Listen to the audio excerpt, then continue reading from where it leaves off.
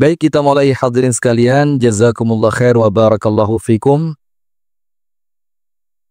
Assalamualaikum warahmatullahi wabarakatuh.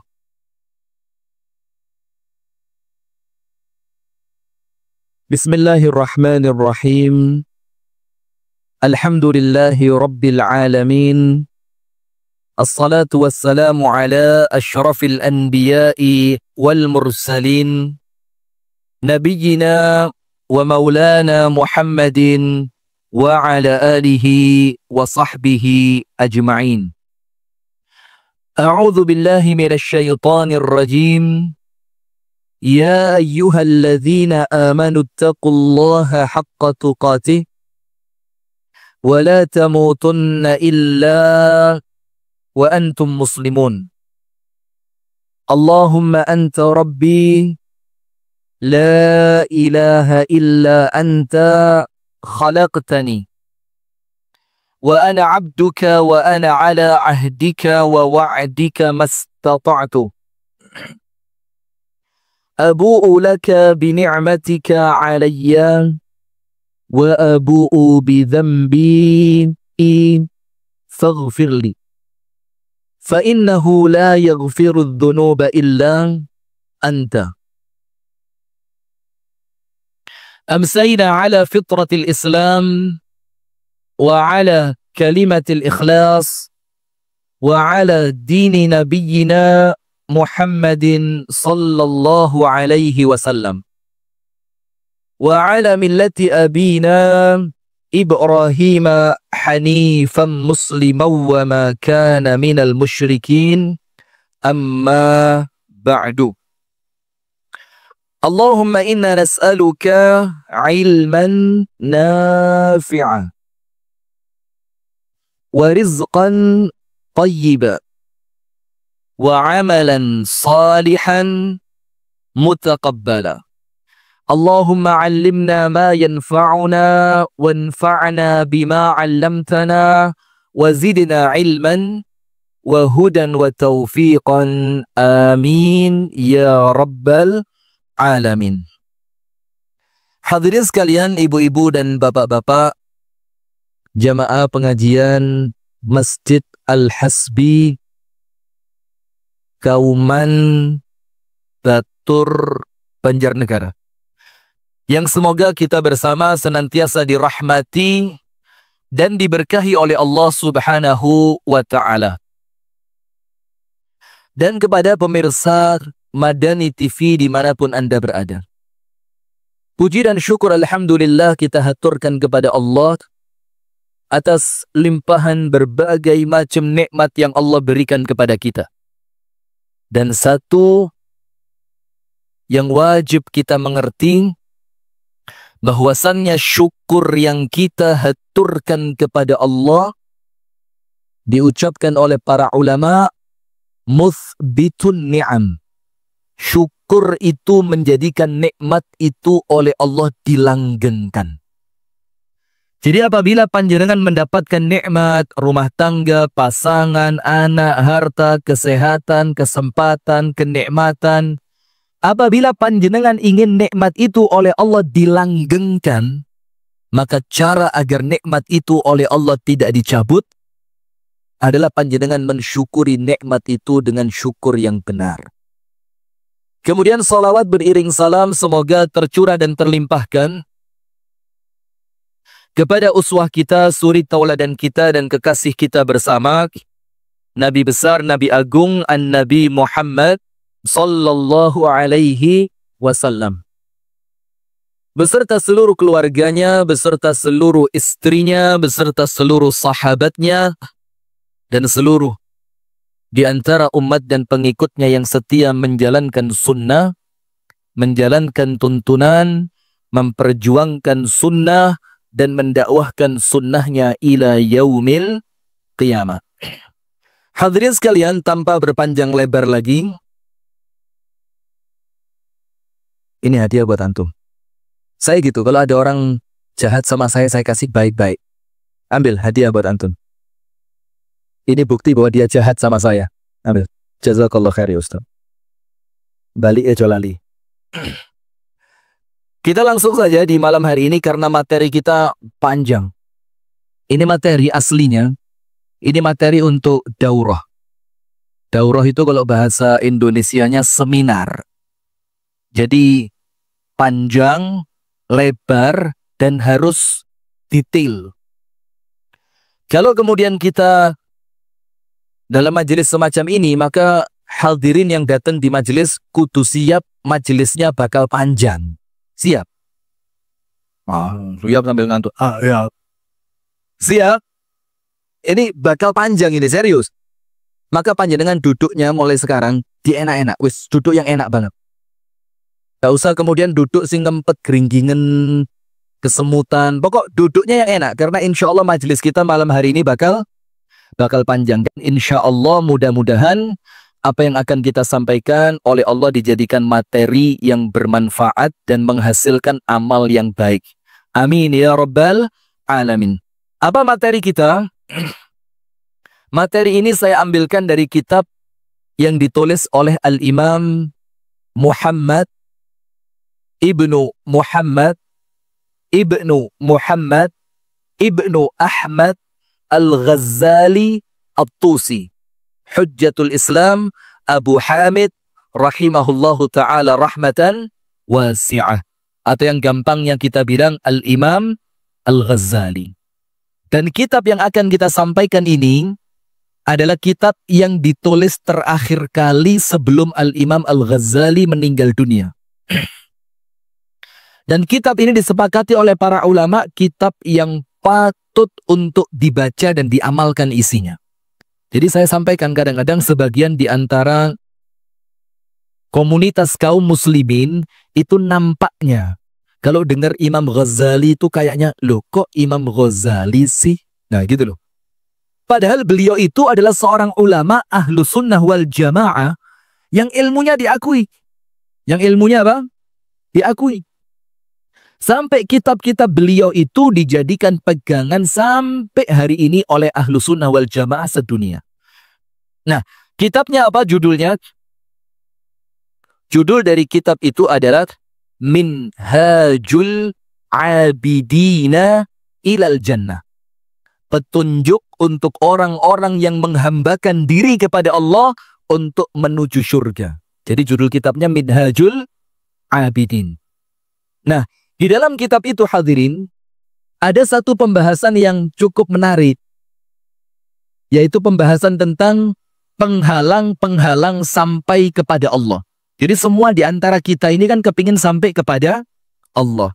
Dalam keadaan Allah ridho, dalam keadaan dosa-dosa kita diampuni, dalam keadaan amal ibadah kita oleh Allah diterima, dalam keadaan kita kelak itu oleh Allah dipandang dengan pandangan rahmatnya. Tapi dari semua keinginan itu ternyata ada penghalang. Ada penghalang yang namanya awaqid al-ilm, dari segi ilmu. Tak punya ilmu mau ketemu Allah, bagaimana? Ada penghalang dari asyubuhati wasyahawat. Syubhat dan syahwat. Syubhat obatnya ilmu, syahwat obatnya takwa. Saya ulang. Syubhat obatnya apa? Ilmu. Kalau syahwat obatnya apa? Takwa. Dan salah satu yang menarik di antara halangan-halangan seorang hamba berjumpa dengan Allah, itu dibilang oleh Al-Imam Al-Ghazali, halangan ar-rizq. Halangan apa? Ar-rizq. Rezeki. Banyak orang ingin berjumpa dengan Allah tapi masih pusing mikir rezeki. Ngeluh. Diajak sholat zuhur jamaah, toko ini ya apa? Diajak sholat subuh jamaah, tak bisa, sudah di sawah panen kentang. Diajak untuk sedekah, udah bisa, kebutuhan masih banyak. Jadi salah satu di antara yang menjadi penghalang seorang hamba berjumpa dengan Allah itu ketika dia belum memahami konsep rezeki dengan benar. Nah, sekarang itu yang mau kita bahas di sini.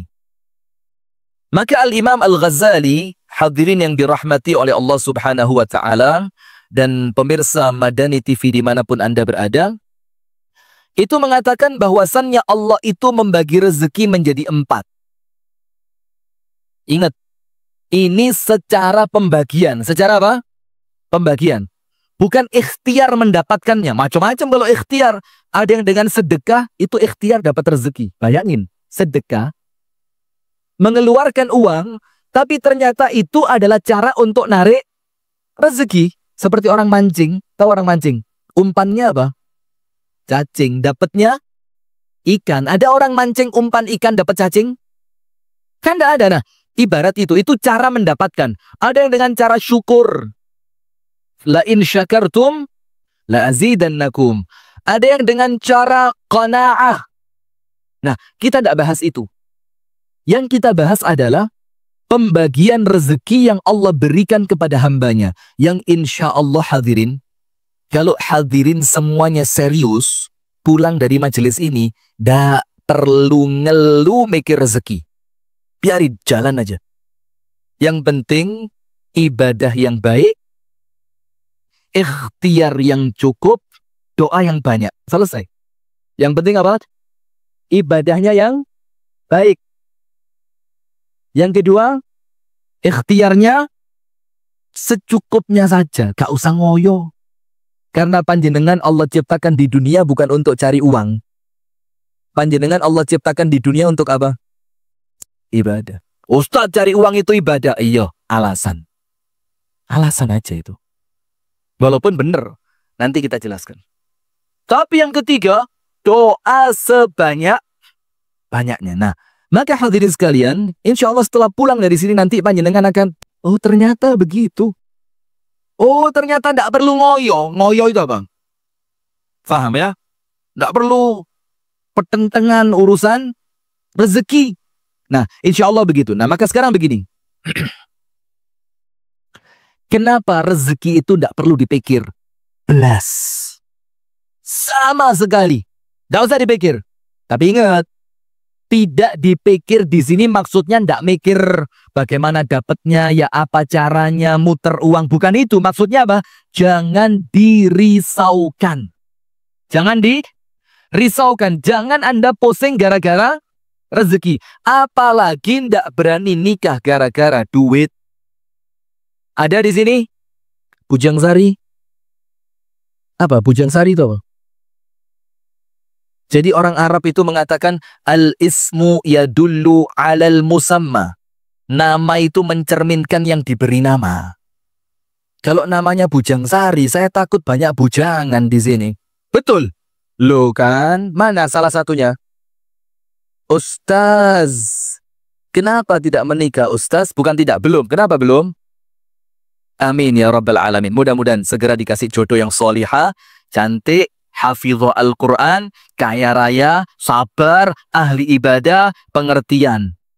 Kalau ada, buat anak aja. Daono. Sudah, lanjut. Sekarang pertanyaan hadirin. Kenapa panjenengan tidak perlu pusing masalah rezeki? Jawabannya ada 3. Jawabannya berapa? Ada 3. Jawaban yang pertama,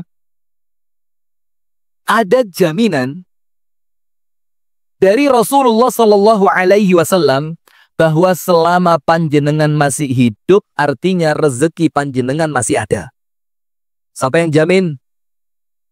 Rasulullah Shallallahu Alaihi Wasallam. Sementara apa yang disabdakan oleh Rasulullah itu wahyu, betul tidak? Wa ma yantiqu 'anil hawa in huwa illa wahyun yuha. Tidak pernah ngomong Kanjeng Nabi itu karena hawa nafsu, tapi ngomongnya karena apa? Wahyu. Apa yang Rasul sabdakan? Artinya, kalau panjenengan masih hidup, berarti jatah rezeki panjenengan masih ada. Apa arti yang lain? Kalau jatahnya sudah habis, panjenengan pasti apa? Pasti apa? Selesai pindah alam. Kuburan. Berarti tidak usah khawatir. Selama napas masih, ya berarti jatah rezeki masih ada. Saya baca hadisnya. Rasulullah sallallahu alaihi wa alihi wa sahbihi wasallam bersabda, "La tastabti'ur rizqa." Jangan kalian menganggap rezeki itu datangnya telat. Jangan. Karena rezeki itu pasti datang kepada orang yang tepat di waktu yang tepat dengan takaran yang tepat. Telu. Gak usah bingung. Rezeki itu akan datang kepada orang yang tepat. Artinya apa? Milik saya, tidak mungkin panjenengan makan. Dan kalau itu jatah rezeki panjenengan, tidak mungkin masuk ke mulut saya. Wes, gak usah bingung. Karena yang bagi-bagi rezeki bukan tukang pos yang kadang-kadang salah alamat. Tapi yang bagi rezeki Allah melalui siapa? Malaikat. Panjenengan mau singitan di mana dapat. Sampai kemudian Asy-Syaikh Al-Mutawalli Asy-Sya'rawi mengatakan, In anta la ta'rif unwana rizqik, farizquka ya'rifu unwanak. Kalau panjenengan tidak tahu di mana letak rezeki panjenengan, jangan khawatir. Rezeki panjenengan tahu alamat rumah panjenengan. Gak usah ruwet. Maka nomor satu, dia akan datang pada orang yang tepat. Maka tidak usah bingung. Duitku dicolong, ya berarti kudu duitmu. Lu kok repot? Tidak usah. Saya takut menyinggung antum. Tidak enak. Sudah, maka tidak usah bingung. Itu nomor satu. Dia akan datang pada orang yang tepat. Nomor dua, di waktu yang pas. Jadi tidak ada ceritanya, oh, biyen pas cilik durung oleh dikekno pas tuwek. Tidak ono ceritanya. Rezeki itu Allah sudah takar. SD-mu rezekinya sekian, kamu SMP rezekimu sekian, kamu nikah punya anak 4 rezekimu sekian, kamu nikah nanti akan mendapatkan itu waktunya pas. Maka Rasul bilang, la tastabti'ur rizq. Jangan menganggap rezekiku telat, jangan. Yang ketiga, akan Allah berikan dengan takaran yang pas. Nah, sudah. Maka Rasulullah mengatakan, فَإِنَّهُ لَمْ يَكُنْ لِيَمُوتَ عَبْدٌ حَتَّى يَبْلُغَ آخِرُ رِزْقِهِ lah. Karena apa kata Rasulullah? Tidak mungkin satu pun di antara manusia meninggal kecuali telah sampai kepadanya titik terakhir rezekinya. Coba.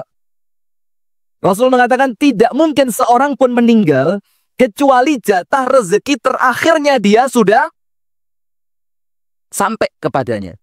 Kita kasih cerita. Ini cerita kisah nyata. Di daerah Saudi Arabia diceritakan oleh Asy-Syaikh Salih Ibnu Awadh Al-Maghamisi hafizahullah ta'ala. Beliau baru saja diganti. Sebelumnya beliau ini imam dan khatib Masjid Quba. Tahu ya, kalau panjenengan umroh kemudian ke Madinah, kan mesti ada sunnah sholat ke Masjid Quba. Kira-kira berapa kilo? 2 atau 5 kilometer dari Nabawi kan? Masjidnya warna putih gitu kan, Masjid Quba. Itu beliau imam dan khatibnya. Beliau cerita begini. Saya kalau ada kamera gini sensitif saya. Terusin. Loh, mandek. Sekadung gaya mandek. Beliau cerita begini. Dulu waktu saya kecil, di kampung saya itu ada sumur tua. Sumur tua. Yang sumur itu dalam banget. Apabila ada orang tercebur ke dalam sumur itu, maka tidak akan selamat kecuali pasti mati. Mati sudah, karena sumur tua, sempit dan dalam. Lebih lagi, itu sumur tidak terletak di jalannya manusia, rotok nyempelato. Maka kalau ada orang masuk ke dalamnya, tidak ada yang bisa nolong, tidak ada orang tahu. Ternyata suatu hari, ada seorang laki-laki kecebur di sumur itu. Apa yang terjadi? Allah kirimkan satu orang kesasar. Kesasar itu bahasa Indonesianya apa? Dolalah berarti. Tersesat gitu loh. Yang biasanya sumur itu nggak pernah dilewatin orang. Ketika ada orang kecebur di dalamnya, Allah kirim satu orang yang tersesat akhirnya lewat di tempat sumur itu. Dan dia mendengarkan ada orang teriak-teriak. Apa teriakannya? Najdah. Najdah. Najdah itu kalau bahasa Baturnya itu tolong, tolong, tolong gitu loh. Orang ini dengar. Akhirnya dia cari sumber suara. Ternyata ada sumur. Karena dia panik, dia panggil warga. Ada orang perlu kita tolong, dia kecebur di sumur. Akhirnya warga datang dengan segenap cara, dilemparkan ke dalamnya, tali ditarik pelan-pelan.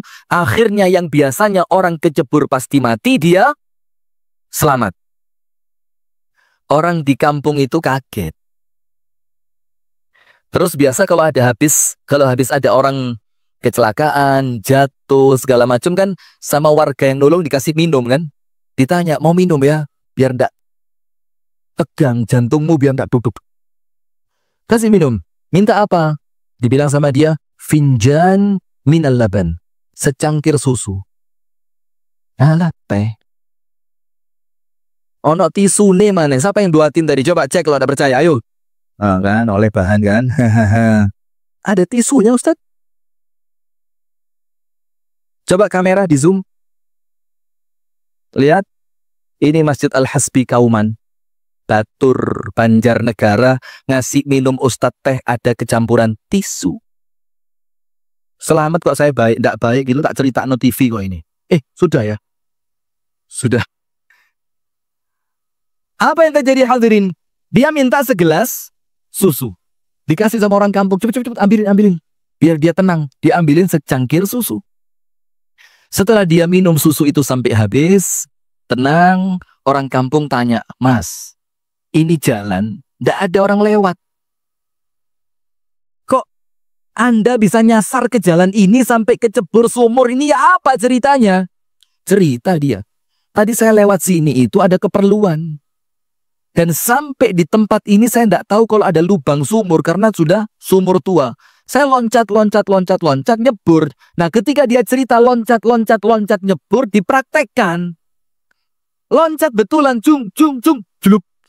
Masuk sumur yang kedua kalinya. Orang kampung bilang, la haula wa la quwwata illa billah, syufil jahilata. Lihat orang bodoh ini katanya. Akhirnya diikhtiarkan, diangkat lagi. Kok enggak ada suara? Dilemparkan tali, kok enggak ditarik? Akhirnya turun satu orang, dilihat ternyata orangnya sudah meninggal dunia. Apa kata Syekh Saleh bin Awad Al-Maghamisi, hafizahullah ta'ala? Beliau katakan, boleh jadi ketika kecebur yang pertama, orang itu seharusnya sudah mati. Tapi ketika oleh para malaikat dicek, ternyata ada satu jatah rezeki yang belum dia ambil. Apa itu? Secangkir susu. Maka oleh Allah diselamatkan dia karena rezekinya belum tuntas. Diselamatkan dulu, diberikan jatah terakhir rezekinya, baru kemudian setelah itu dia boleh meninggal dunia. Lah terus ngapain panjenengan bingung? Wong panjenengan itu tidak mungkin mati kecuali rezekinya sudah sempurna. Hatta walaupun rezeki itu tetesan air infus. Kalau memang rezeki itu jatah panjenengan, panjenengan mau koma model apa? Di rumah sakit sampai jantung itu tekanan darah tinggal 30/70. Selama itu tetesan air infus masih menjadi jatah rezeki Anda, maka Anda tidak akan mati sampai tetes terakhir sempurna. Itu nomor satu. Kenapa kita tidak perlu pusing mikir rezeki? Kenapa? Tidak mungkin meninggal kecuali rezekinya sempurna. Berarti kalau panjenengan masih hidup, ya jangan khawatir, minimal nanti pulang kopi dapat lah. Ada. Tenang nenek. Ada kopi. Ada. Nah, minimal kopi lah. Setelah kopi diminum hati-hati.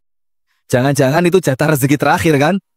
Saya khawatirnya begitu. Oh, no kok di masjid ini saya iso rezeki cek enak. Ya wis hati-hati, jangan-jangan kopi terakhir itu. Pulang ada apa gitu. Na'udzubillah min dzalik. Nomor 2. Kenapa tidak perlu pusing masalah rezeki? Kenapa panjenengan tidak perlu risau masalah rezeki? Nomor 2, ingat hadirin. Disebutkan oleh An-Nabi SAW dalam hadis yang sahih, dan hadis ini disahihkan pula oleh Asy-Syaikh Al-Albani rahimahullahu ta'ala.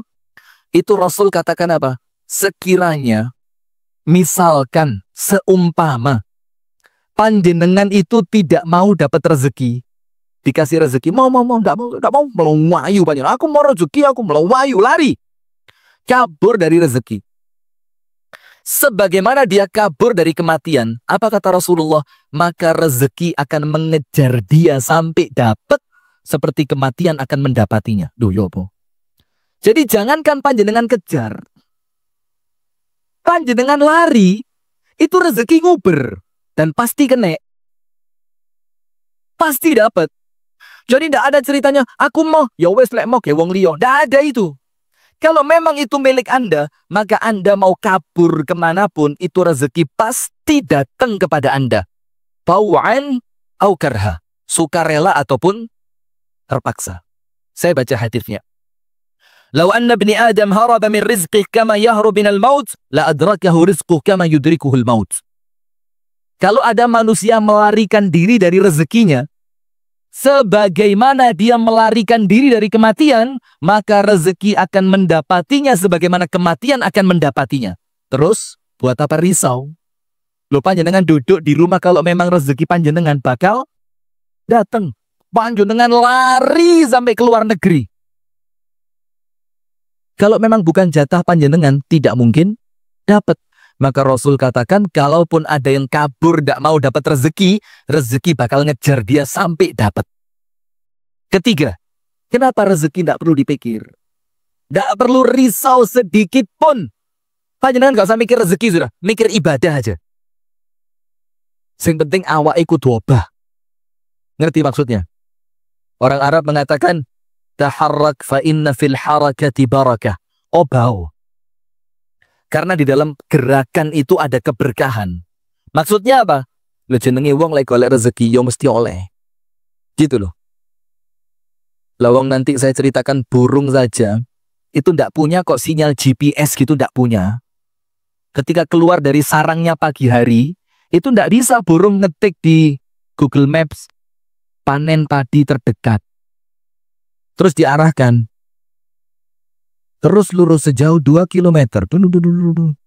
Dalam 300 meter ke depan belok kiri dulu. Burung nggak pakai itu. Yo dapat makanan. Betul nggak? Yo kadang-kadang karake wong tumpak. Iya. Atau orang mau ke sawah bawa bekal makanan, bekalnya jatuh. Atau macam-macam. Yang penting rezeki ini panjenengan nggak usah pikir. Mikir ibadah aja sudah. Tapi kudu kerja. Jangan nggak mikir. Ya wis, nggak mikir. Agus, mana Agus? Bagus? Bukan Agus yang lain ini, Agus spesial ini. Bukan berarti tidak mikir kemudian tidak kerja. Tidak kerja itu konyol. Seperti orang begini. Mas, gak mangan, gak lak luwe. Ala rapopo lek wae warak lak warak dewe. Ini makanan di depan mata. Dia tidak akan bikin Anda kenyang kecuali Anda gerakkan tangan. Krek, krek, krek. Belum selesai. Mulut punya tugas apa? Belum selesai. Punya tugas apa lagi? Ngulek. Ditelan. Baru kemudian mendatangkan apa? Kenyang. Padahal makanan depan mata. Lu mosok panjenengan bilang, oleh gitu tidak usah kerja. Ada lagi orang mau nyuci mobil. Tidak usah dicuci. Nantilah kotor lagi. Terus kalau dia mau minta makan, tidak usah makan. Nantilah lapar lagi. Podo ya. Lah apa kalau nanti lapar lagi sekarang harus makan? Sama seperti mobil, kalau nanti kotor lagi kenapa harus dicuci? Ini rotok kacau. Nah maka hadirin sekalian yang dirahmati oleh Allah dan pemirsa Madani TV dimanapun Anda berada. Yang ketiga, kenapa rezeki tidak perlu Anda risaukan? Wes salah, fokus ibadah. Fokus ibadah. Kenapa nomor 3? Karena rezeki termasuk takdir yang tidak bisa berubah. Rezeki termasuk apa? Takdir yang tidak bisa berubah. Saya mau tanya. Ketika panjenengan 3 bulan di perut ibu panjenengan, di rahimnya, Allah kirimkan apa? Malaikat. Di umur 120 hari.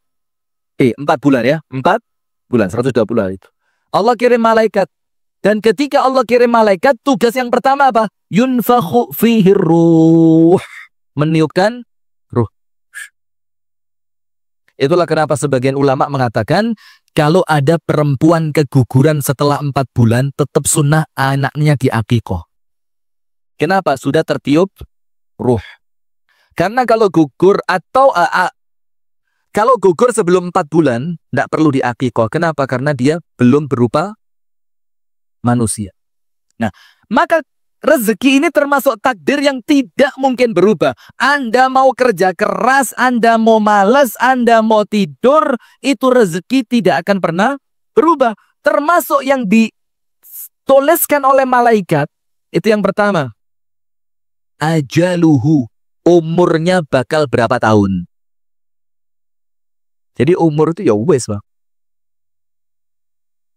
Yang kedua, rizquhu, rezekinya. Rezeki itu ya termasuk pasangan hidup. Saya mau tanya, bapak-bapak dijawab ya sebelum adzan Isya. Istri itu termasuk rezeki atau nasib? Ayo. Rezeki? Kalau jelek ya apa? Nah, loh, rezeki kok jelek? Rezeki itu yang enak-enak. Ayo Bu, Pak, rezeki istri rezeki atau nasib? Ibu-ibu nggak usah ikut jawab. Saya tanya bapak-bapak, Pak, istri termasuk rezeki apa nasib? Nasib. Modelnya kok curhat. Begini, kalau dia baik maka rezeki. Kalau dia kurang baik maka nasib yang perlu disabari. Nah, kira-kira begitu. Nah, maka yang Allah tuliskan ajalnya, umurnya, rezekinya, plus nasibnya syaqi au sa'id. Dia bakal jadi orang yang sengsara atau bakal jadi orang yang bahagia. Nah, sementara Allah katakan tentang takdir, apa Allah bilang? Rufi'atil aqlam wa jaffatis suhuf. Pulpen yang dipakai nulis takdir sama Allah sudah diangkat. Kertasnya sudah kering. Apa artinya? Tidak bisa diganggu gugat. Contoh. Sedikit lagi, sabar. Nabi Musa itu diprotes. Nabi Musa protes kepada Nabi Adam. Dalam tanda kutip ya. Kata protes itu dalam tanda kutip. Ketika mereka berjumpa di langit. Nabi Musa bilang, ya Adam, gara-gara kamu kita turun dari surga. Coba kamu tidak makan buah khuldi, kita enak di surga. Gara-gara kamu kita ini turun, kamu yang salah Adam. Terus apa kata Adam? Ya Musa, apakah kamu menyalahkan aku atas takdir yang Allah telah tetapkan untukku 50.000 tahun sebelum Allah ciptakan aku? Terus di akhir hadits ini Nabi Muhammad mengatakan apa? Fahajja Adam Musa. Adam menang lawan Musa. Berarti bisa disalahkan tidak Nabi Adam? Tidak bisa. Kenapa? Itu memang ketetapan takdir yang Allah tetapkan untuk Nabi Adam. Ketika Allah ciptakan Nabi Adam, Allah ngomong sama malaikat bagaimana? Inni ja'idun fil ardi. Apa? Khalifah. Memang awal penciptaannya bukan untuk surga, tapi untuk apa? Dunia. Maka Nabi Adam mengatakan, Musa, mosok kamu nyalain saya atas takdir yang saya tidak bisa protes? Nah, termasuk rezeki. Maka tidak usah dipikir panjang dengan ngomelu. Ngombe obat racun tikus. Jangan racun tikus. Kopi Mirna itu Anda minum, itu gak akan nambahi rezeki, gak akan mengurangi rezeki. Kenapa? Sudah takdir. Nah, maka dengan 3 hal ini, maka sama sekali tidak usah pusing urusan rezeki. Nomor 1, tidak akan mati sampai rezekinya sempurna. Nomor 2, kalaupun panjenengan lari, rezeki bakal mendatangi. Nomor 3, rezeki termasuk takdir yang tidak mungkin berubah. Nah, silakan azan dulu kepada seluruh pemirsa Madani TV dan pemirsa Sayap Dakwah TV dimanapun Anda berada. Jangan kemana-mana dan tetap di channel Madani TV, karena kita akan kembali setelah kumandang azan Isya.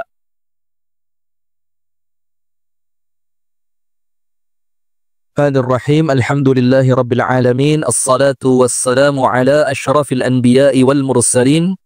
Nabiyyina wa maulana Muhammadin wa ala alihi wa sahbihi ajma'in. Amma ba'du. Hadirin sekalian, setelah kita mengerti dan kita tahu bahwa rezeki itu sama sekali tidak perlu diapain tadi? Nggak perlu dipusingkan. Dapat 1 juta yang tidak akan berubah 2.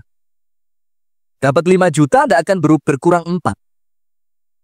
Jatah umur 60 tidak akan jadi 80. Maka tidak usah bingung dalam perkara-perkara yang semacam ini. Nah sekarang kita mau masuk ke materinya. Disebutkan oleh Al-Imam Al-Ghazali bahwasannya pembagian rezeki itu ada 4. Ada berapa? 4. Dan panjenengan insya Allah, amin ya rabbal alamin, kalau ngerti yang 4 ini, maka panjenengan tidak akan buka toko sambil ngenyek tokonya orang.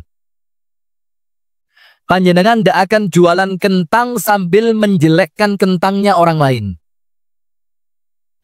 Panjenengan tidak akan membeli barangnya orang lain dengan cara curang atau menjual barang dengan cara curang. Tidak akan. Kenapa? Sudah mengerti konsep rezeki. Ibu-ibu juga gitu. Jualan daster 200.000. Ditawar 180. Jawabannya ibu-ibu apa? Modalnya durung oleh. Padahal batine kurang akeh. Bohong enggak, Bu? Sementara Rasulullah mengatakan apa? Penjual dan pembeli itu kalau bohong, berkah jual belinya Allah cabut. Walaupun keuntungannya besar tapi tidak barokah. Tapi kalau jujur, terbuka apa adanya, maka walaupun untung sedikit, tapi yang sedikit itu berkahnya banyak. Nun sewu, mohon maaf, permisi. Biasanya jual beli handphone. Pernah jatuh? Sama sekali tidak. Padahal rutuh ping 11 lebih. Baterainya bagaimana? Boleh diadu. Padahal drop. Hanya supaya HP-nya terjual dengan harga mahal. Kalaupun mahal, tidak mungkin barokah. Yang kedua, mohon maaf sekali ya, sebagian di antara oknum jual beli mobil. Tahu nabrak? Tidak pernah. Padahal mobil ini bekas tabrakan riak entek. Atau bahasa lain, dia tidak bohong, tapi itu nipu. Mas, mobil ini cacatnya apa? Saya tidak tahu, sampai lihat sendiri aja. Dalam keadaan si penjual tahu itu cacatnya tidak mungkin diketahui oleh pembeli. Podoai. Tidak barokah jual beli panjenengan. Hati-hati. Tidak barokah itu artinya apa?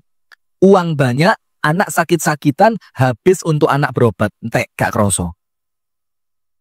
Uang banyak, istri tidak pernah di rumah. Sehari arisan 7 kali. Arisan PKK, arisan kelompok senam, arisan pengajian, arisan RT. Masya Allah, sehari jadwalnya padat mengalahkan ustadz. Tapi bukan ceramah.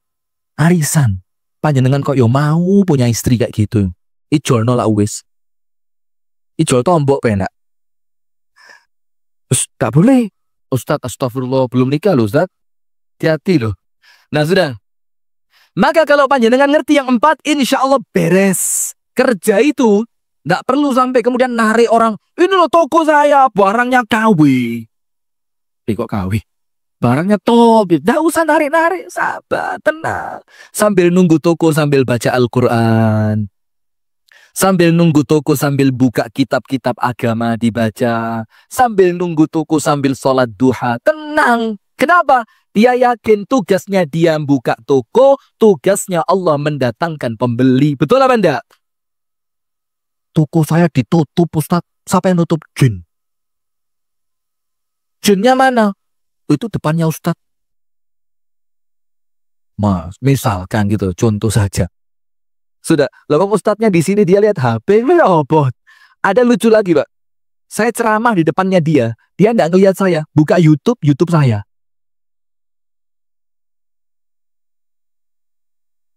Lalu ustadznya di ngarepe sirai.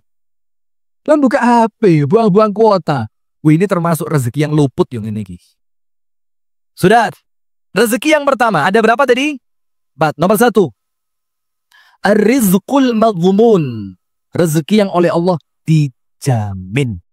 Tidak usah ruwet. Sama Allah dijamin. Nomor 2. Ar-rizqul maqsum.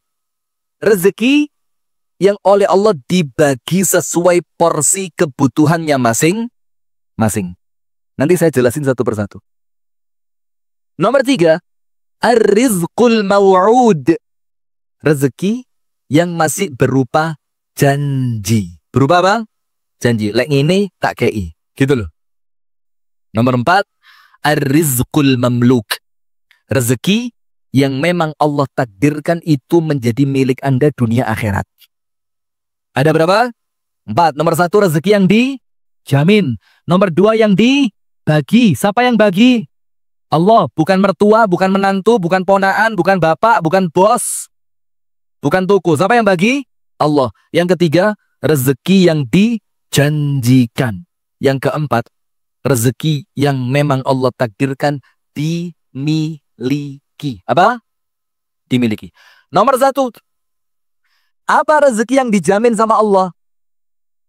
Anda mau tidur, Anda mau bangun, Anda manusia, Anda bukan manusia, Anda binatang melata, tengu, semut, apalagi tengu, semut, kucing. Jadi laki-laki sekarang ini katanya bukan harimau tapi meong. Kapan jadi meong? Kalau ketemu istri. Kesian istri, suami-suami semacam itu kesian. Disentak istri goblok dadak jari. Aduh. Bu, kasihani mereka, Bu. Mukanya madesu semua, Bu. Coba, perempuan kalau habis nikah biasanya bagaimana badannya? Seger kan? Berkuasa. Laki-laki ente awake. Kenapa? Mangan hati, mlebu. Oh, ngaku. Ngaku Pak di tengah. Nah, mau sowan lagi, Pak. Sowan dong, Pak. Ya Allah, jangan gitu, Bu. Kesian suami. Itulah kenapa, mohon maaf betul, lebih banyak janda atau duda? Janda. Suaminya pada kemana? Kenapa suaminya kok cepat mati? Sudah, fokus. Pemirsa Madani TV dimanapun Anda berada. Nomor 1, rezeki apa yang oleh Allah dijamin? Dijamin. Panjenengan lihat, siapa orang paling kaya sak batur siapa? Siapa?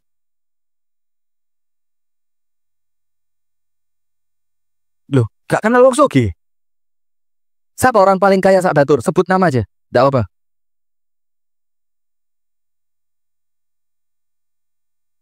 Wes gini aja. Orang paling kaya se-Indonesia. Siapa?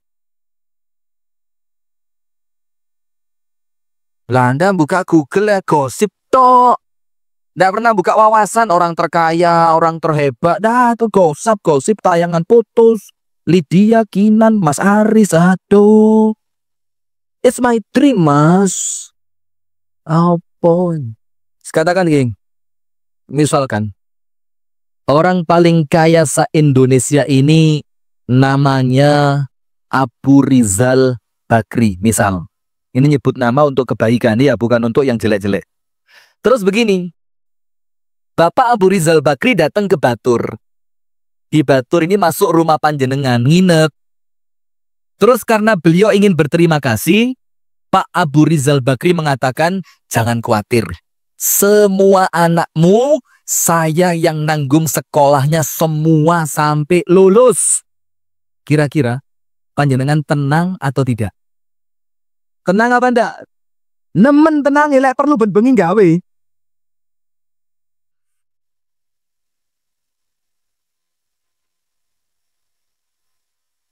Salah. Loh, kenapa? Dijamin. Siapa yang jamin? Orang yang paling kaya.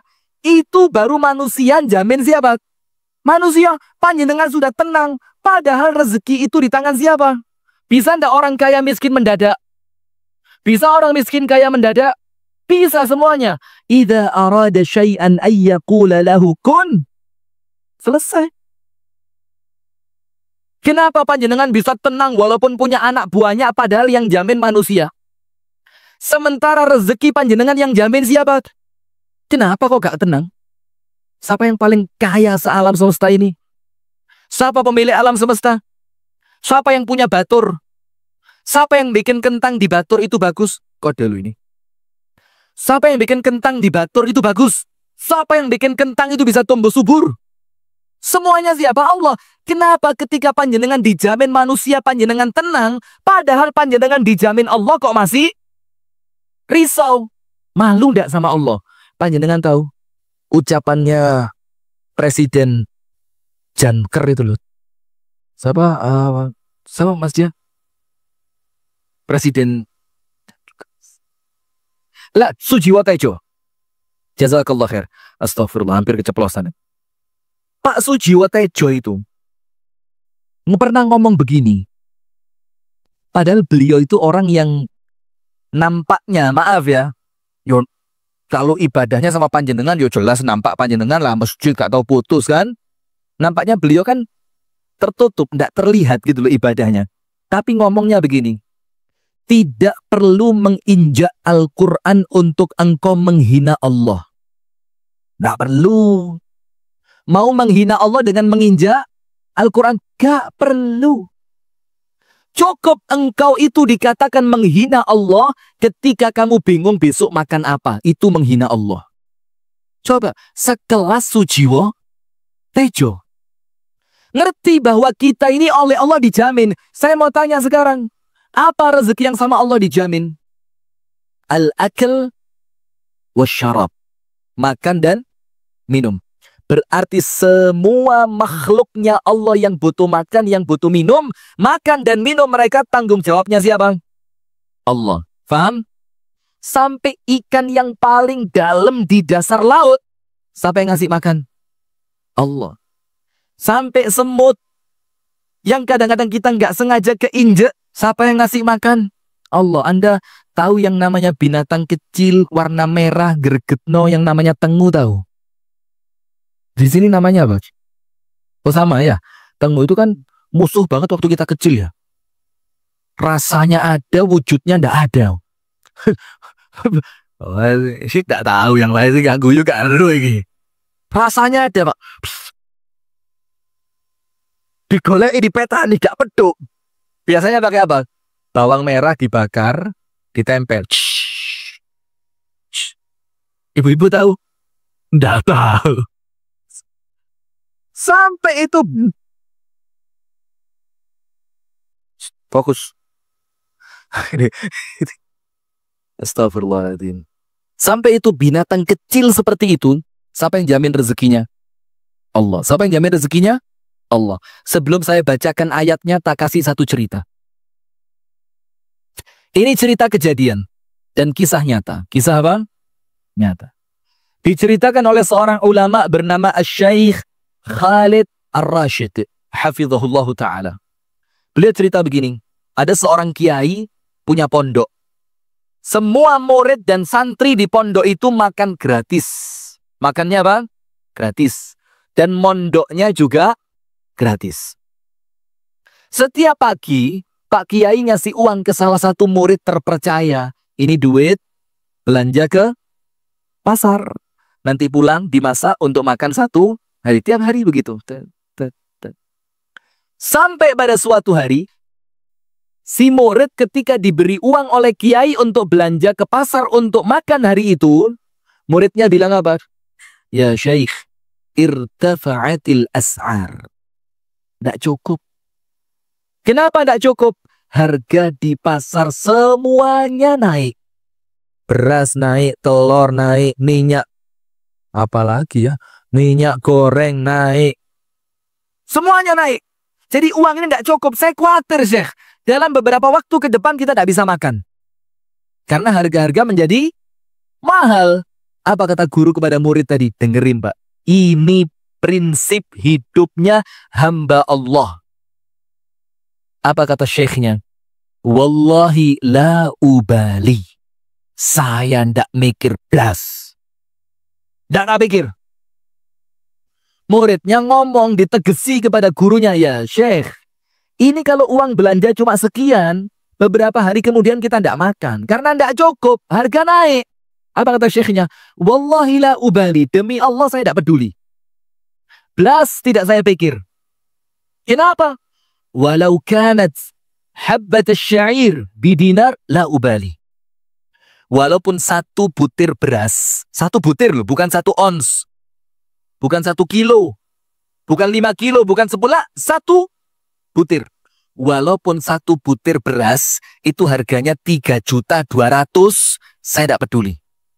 Coba, saya mau tanya panjenengan, kalau harga beras 1 butir 3 juta, mikir apa ngeluh? Ya karo-karo nih, ngeluh sampai mikir sampai. Ini Syekh bilang, walaupun 1 butir beras 3 juta, saya tidak mikir.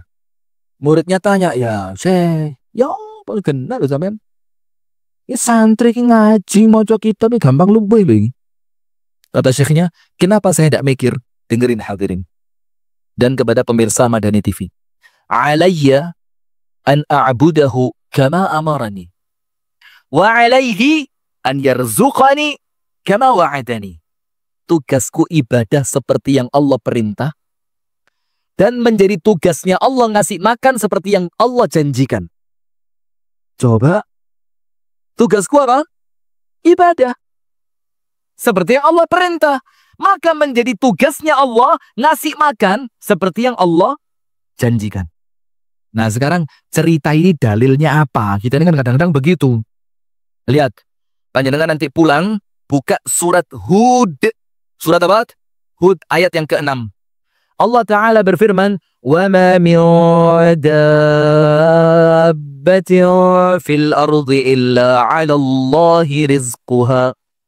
Tidaklah ada satu melata pun di muka bumi, kecuali Allah yang jamin rezekinya. Dan bukan cuma jamin. وَيَعْلَمُ مُسْتَقَرَّهَا وَمُسْتَوْدَعَهَا.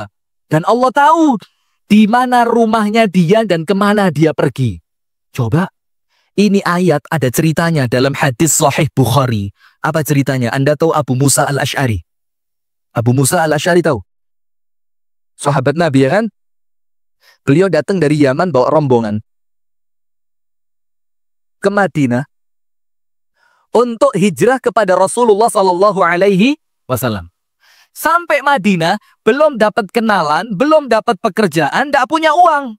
Akhirnya tidak bisa makan. Teman-temannya ngomong sama Abu Musa, Abu Musa, kamu yang paling pinter ngomong. Cobalah ngomong sama Nabi Muhammad. Mosok kita hijrah dari Yaman sampai Madinah lah kok kelaparan? Mintalah roti, susu, atau apalah kurma, atau apa gandum gitu. Abu Musa malu. Tapi tidak ada pilihan lain.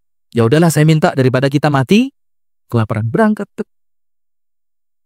Sampai di hadapan Rasul tanpa sengaja pas detik itu, tapi kan semua atas kehendak Allah dan aturan Allah ya. Jadi tidak ada tiba-tiba kebetulan. Itu kan tidak ada. Pas Rasulullah baca ayat ini, surat Hud ayat berapa? 6. Rasulullah baca dengan suara keras. وَمَا مِنْ دَابَّةٍ فِي الْأَرْضِ إِلَّا عَلَى اللَّهِ رِزْقُهَا وَيَعْلَمُ مُسْتَقَرَّهَا وَمُسْتَوْدَعَهَا. Tidaklah ada melata kecuali Allah yang jamin rezekinya. Abu Musa gak jadi curhat. Malu. Apa kata Abu Musa? Mal Ash'ariyun ahwanu dabbatin indallah. Kami ini orang Yaman Ash'ariyun itu bukan binatang yang paling hina. Mosok binatang dijamin kami? Tidak. Malu mau ngomong, pulang ke tempat teman-temannya. Bah, diamuk sak karepmu tak kon njaluk dhewe lek ngamuk.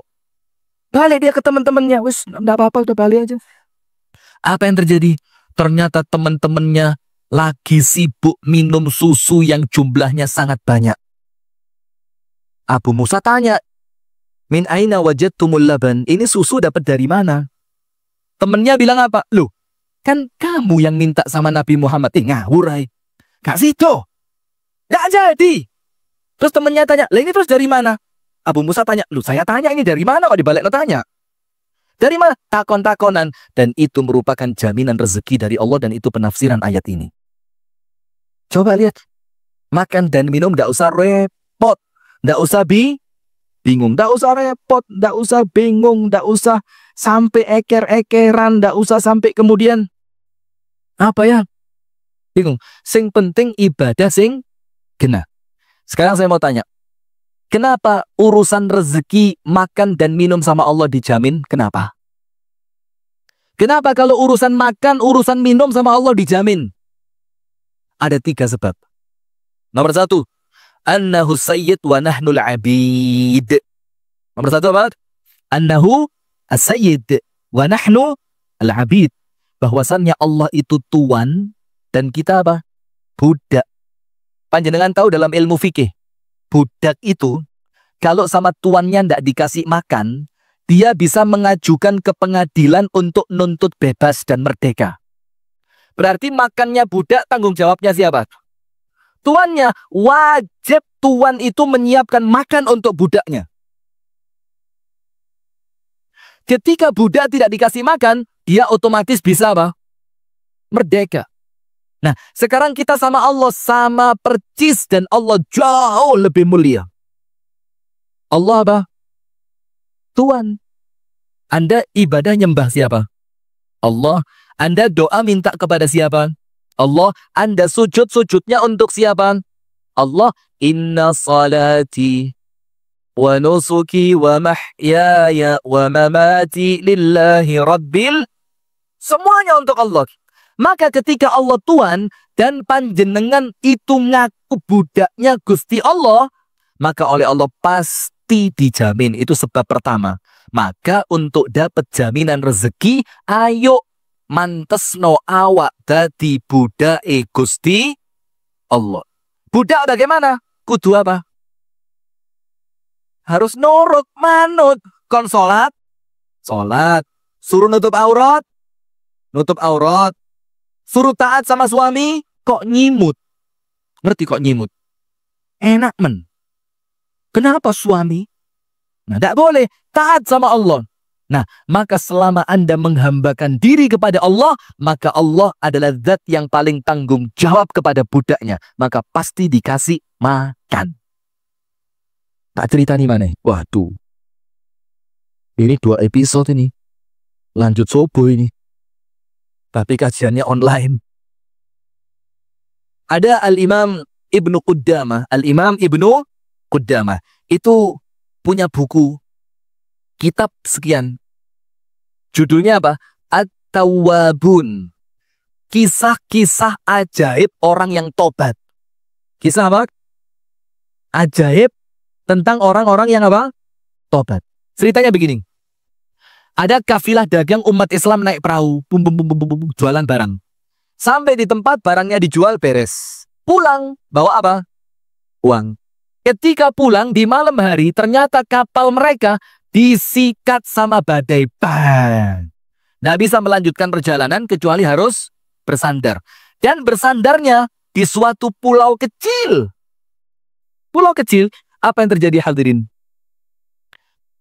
Kepala perahunya bilang apa? Kita istirahat di sini, buka tenda. Cek ada orang jahat enggak. Dicek pulaunya tidak ada penghuni. Wes bikin tenda, mereka istirahat, tidur, nunggu sampai ombak tenang.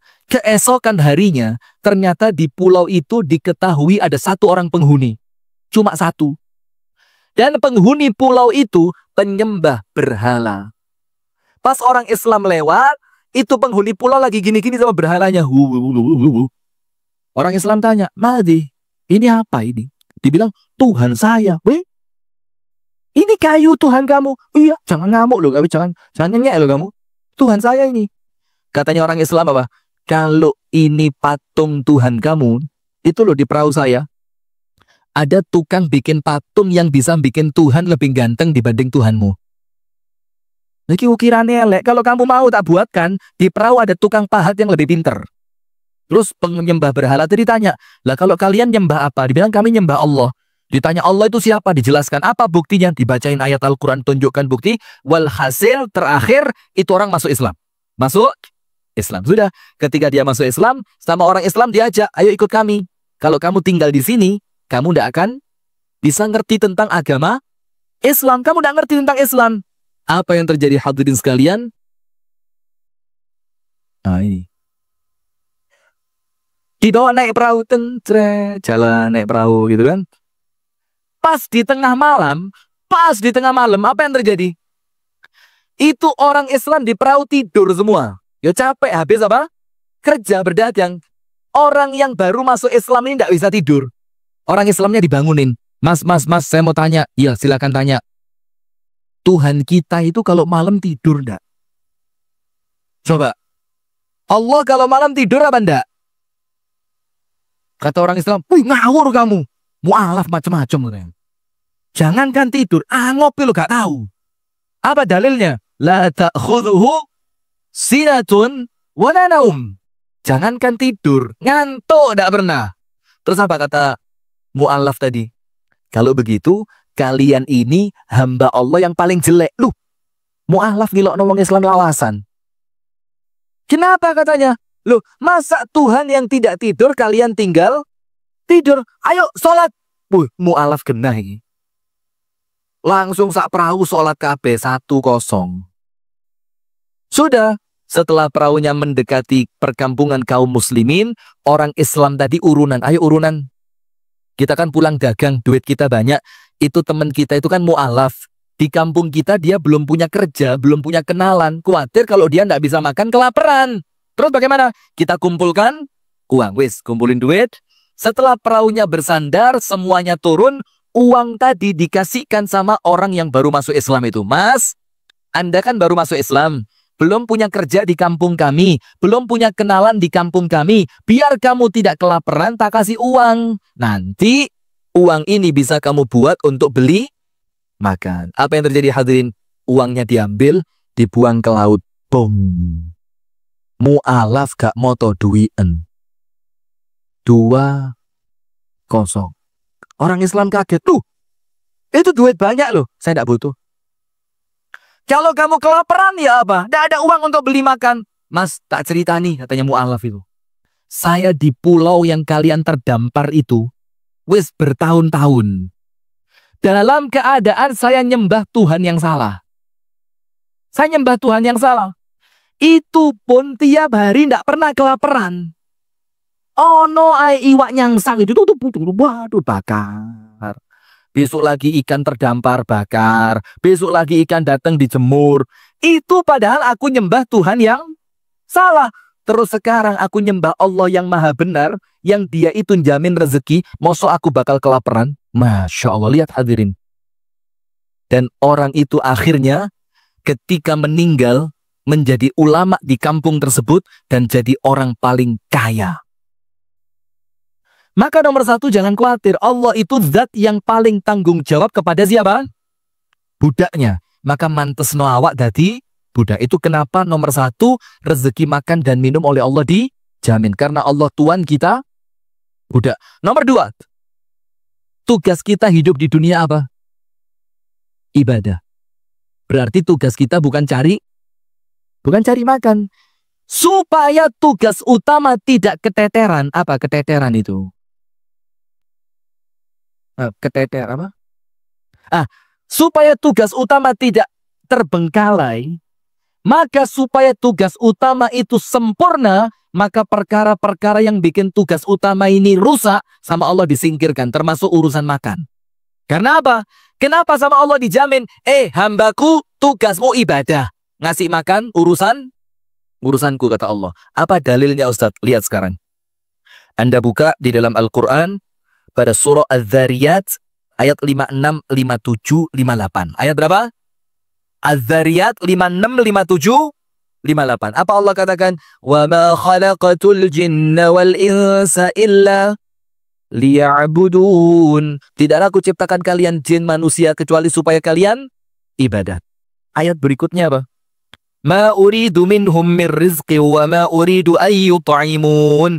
Saya tidak minta rezeki kepada kalian, kata Allah. Dan saya, kata Allah, aku, kata Allah, tidak minta makan kepada kalian. Apa artinya? Allah yang ngasih rezeki, Allah yang ngasih makan. Ayat 58. Innallaha huwar razzaqu dzul quwwatil matin. Dialah Allah Ar-Razzaq. Ar-Razzaq itu apa? Zat yang maha memberi rezeki, yang punya kekuatan yang paling kokoh. Berarti apa? Kalau ibadah panjenengan baik, urusan makan tidak usah bingung. Itu sebab yang kedua. Karena tugas utama ibadah, memberi makan tugasnya siapa? Yang ketiga. Kenapa makan dan minum sama Allah dijamin? Karena kita diciptakan butuh rezeki enggak? Butuh rezeki apa enggak? Coba, bapak-bapak, butuh rezeki enggak? Ibu-ibu butuh rezeki enggak? Dalam keadaan panjenengan enggak tahu rezeki panjenengan di mana. Maka tugasnya Allah menempatkan panjenengan di tempat di mana di situ terletak rezeki panjenengan. Mau contoh? Angkat tangan yang tidak asli Batur tapi sekarang tinggal di Batur. Angkat tangan.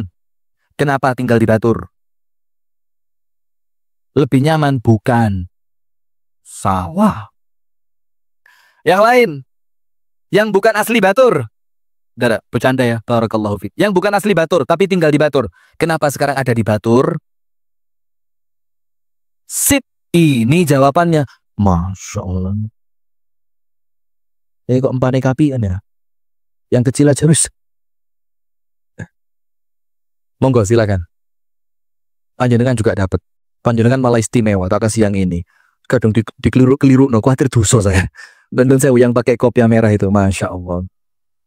Karena rezeki kita di sini. Maka oleh Allah ditempatkan di sini. Saya tinggal di rumahnya siapa yang orang Padang? Mas Erik. Dari Padang. Tani kentang di Batur. Kenapa dia bisa pindah ke Batur? Karena memang rezekinya sama Allah ditaruh di mana? Di Batur. Tak kasih contoh yang lebih gampang. Ibu-ibu pernah hamil? Guyu lah. Kan ada perempuan yang belum pernah. Lah yang laki-laki belum nikah aja ada. Ibu-ibu pernah hamil? Saya mau tanya, tolong dijawab Bu ya. Jujur jawab G.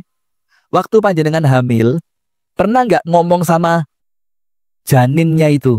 Nak, nanti kalau kamu keluar nak, ini loh nak, ibu punya air susu nak. Nanti kalau kamu tak deketin nak, sedoten itu. Pernah ngomong gitu? Allah, pernah apa enggak? Loh, terus kok bayinya bisa nyedot? Belajar dari siapa?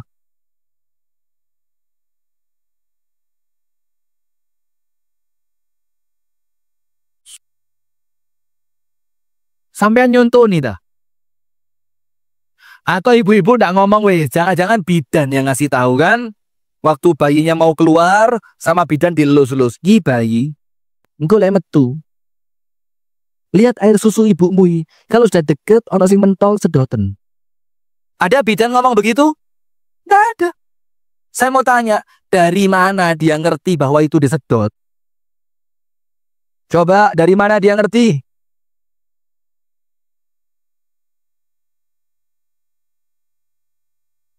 Kasih hadiah aja yang ngomong. Wa iyyakum. Mana tadi yang ngomong bapak tadi? Nah, sini. Sini Ri, Ari sini. Ari sini, wis tak kasih hadiah. Kok iso bapak lho? Siapa yang ngasih tahu? Allah. Bukti yang lain. Seperti yang saya ceritakan di awal tadi, burung yang liar di alam. Ketika Rasul katakan, barang siapa bertawakal kepada Allah dengan tawakal yang benar, Allah kasih dia kenyang seperti Allah bikin kenyang seekor burung. Pagi hari keluar, temboloknya kosong. Sore hari pulang, tembolok penuh terisi makanan. Saya mau tanya, burung pagi keluar, siapa yang ngasih tahu harus pergi ke sini, pergi ke situ, makan ini, makan itu? Siapa yang ngasih tahu? Kan burung nggak punya sinyal GPS. Kan nggak ada. Siapa yang menggerakkan? Allah. Kenapa? Allah tanggung jawab karena panjenengan butuh rezeki. Dalam keadaan panjenengan tidak tahu di mana rezeki panjenengan, maka dengan itu Allah yang akan menempatkan Anda di tempat terletaknya rezeki Anda. Yakin apa tidak? Yakin. Transmigran pulang kok. Hah? Di mana dulu? Batur aja. Balik. Kenapa? Rezekinya bukan di sana, tapi di sini. Faham hadirin? Itu nomor satu. Rezeki yang oleh Allah dijamin. Makan dan minum. Itu baru satu, kurang telusian. Ya Allah. Ya apa ini Ustaz? Saya pulangnya jauh Pak. Panjenengan lanjut Mek Pak. Solusi baik. Sudah. Yang kedua. Ar-rizqul maqsum. Rezeki yang dibagi. Nah, pada poin ini, panjenengan kudu yakin 3. Rezeki yang oleh Allah diapain? Dibagi. Nomor 1, yang bagi siapa? Allah punya sifat adil atau tidak? Berarti kalau dia kaya, panjenengan miskin, protes boten? Oh, protes kok. Kenapa yang sugih kono? Kenapa pendatang punya rumah besar, kami yang warga asli rumahnya? Tidak boleh protes, karena yang bagi siapa? Allah. Dan Allah punya sifat al-adil. Sifatnya apa? Al-adil. Apa? Keadilan itu Allah. Itu poin pertama kalau panjenengan ngomong rezeki yang oleh Allah dibagi. Nomor satu, jangan khawatir. Yang bagi siapa? Adil apa tidak pembagiannya? Pasti adil.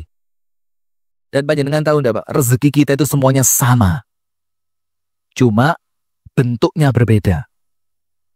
Bentuknya apa? Berbeda. Ada yang dikasih rezeki berbentuk uang. Jret.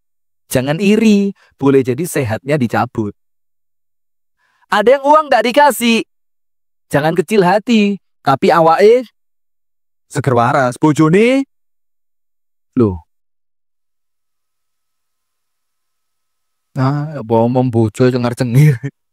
Betul enggak? Sama, cuma bentuknya apa? Berbeda. Ada yang kaya raya. Awake seger waras. Allah takdirkan gak duwe anak. Ada enggak? Ada. Ada yang miskin. Awake loro-loroan, tapi anaknya akeh sukses kabeh. Ada. Ada. Kami punya bukti, ada orang perempuan namanya Bu Seneng. Sampai iya, serius. Nama aslinya saya tidak tahu. Panggilannya di kampung Bu Seneng. Itu anaknya 12. Yang sukses cuma 4. Tapi 4 yang sukses ini bikin ibu itu sampai dipanggil Bu Seneng. Tidak pernah pulang rekreasi keliling dunia. Anaknya yang satu di Australia. Dijemput, Bu, Australia. Bosan di Australia. Mulai ya. Dipulangkan sama anaknya. Ganti anak yang di Saudi. Jemput, Bu, nang Saudi berangkat umroh. Bosan di Saudi. Nah, mulai ya. Mulai.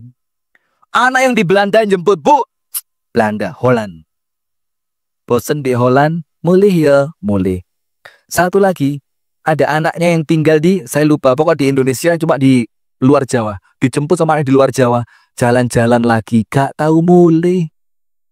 Padahal awalnya miskin, sakit-sakitan. Allah kasih rezeki lewat siapa? Maka nomor satu itu, jangan iri karena yang bagi siapa? Allah pasti adil. Nomor dua, pembagiannya tidak mungkin zalim. Nomor satu, yang bagi siapa? Allah. Nomor dua, pasti adil. Kenapa? Karena kalau tidak adil, nanti bakal banyak orang protes di akhirat. Ya Allah, kono penak. Oke. Iso umroh. Dosane diampuni. Lagi ini melarat. Ngelebokno kotak masjid itu sampai kisinan. Klotak, klutik, klotak, klutik, klotak, klutik. Coba. Sana enak. Nyumbang masjid, transfer, barcode. Ada di Batur yang nyumbang pakai barcode itu. Oh. Coba ada tak sumbang 10 juta. Tidak ada. Sudah. Maka yang kedua, pasti adil. Yang ketiga, ini penting. Jangan saling iri. Jangan saling iri. Kenapa? Karena jatahmu sudah pas buat kamu. Karena jatahnya orang lain belum tentu cocok buat kamu. Betul apa enggak? Ada orang kaya raya. Memang pantasnya kaya. Ada orang miskin. Karena Allah tahu, kalau dibikin kaya bakal sombong. Tahu kisahnya Tha'labah? Tahu kan?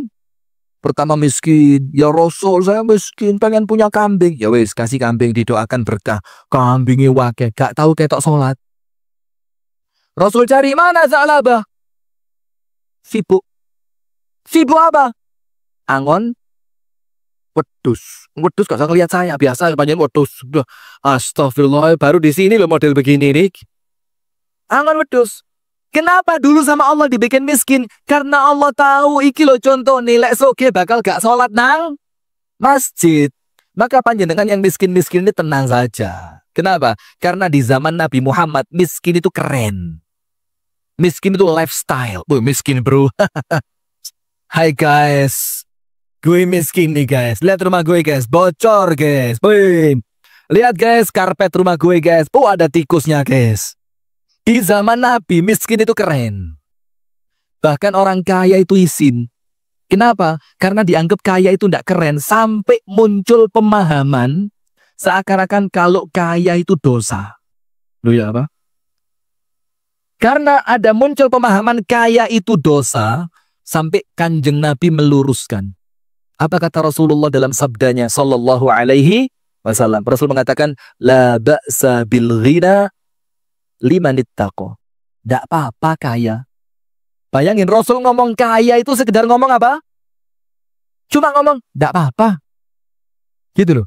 Tapi syaratnya satu, liman ittaqa. Yang penting orangnya bertakwa.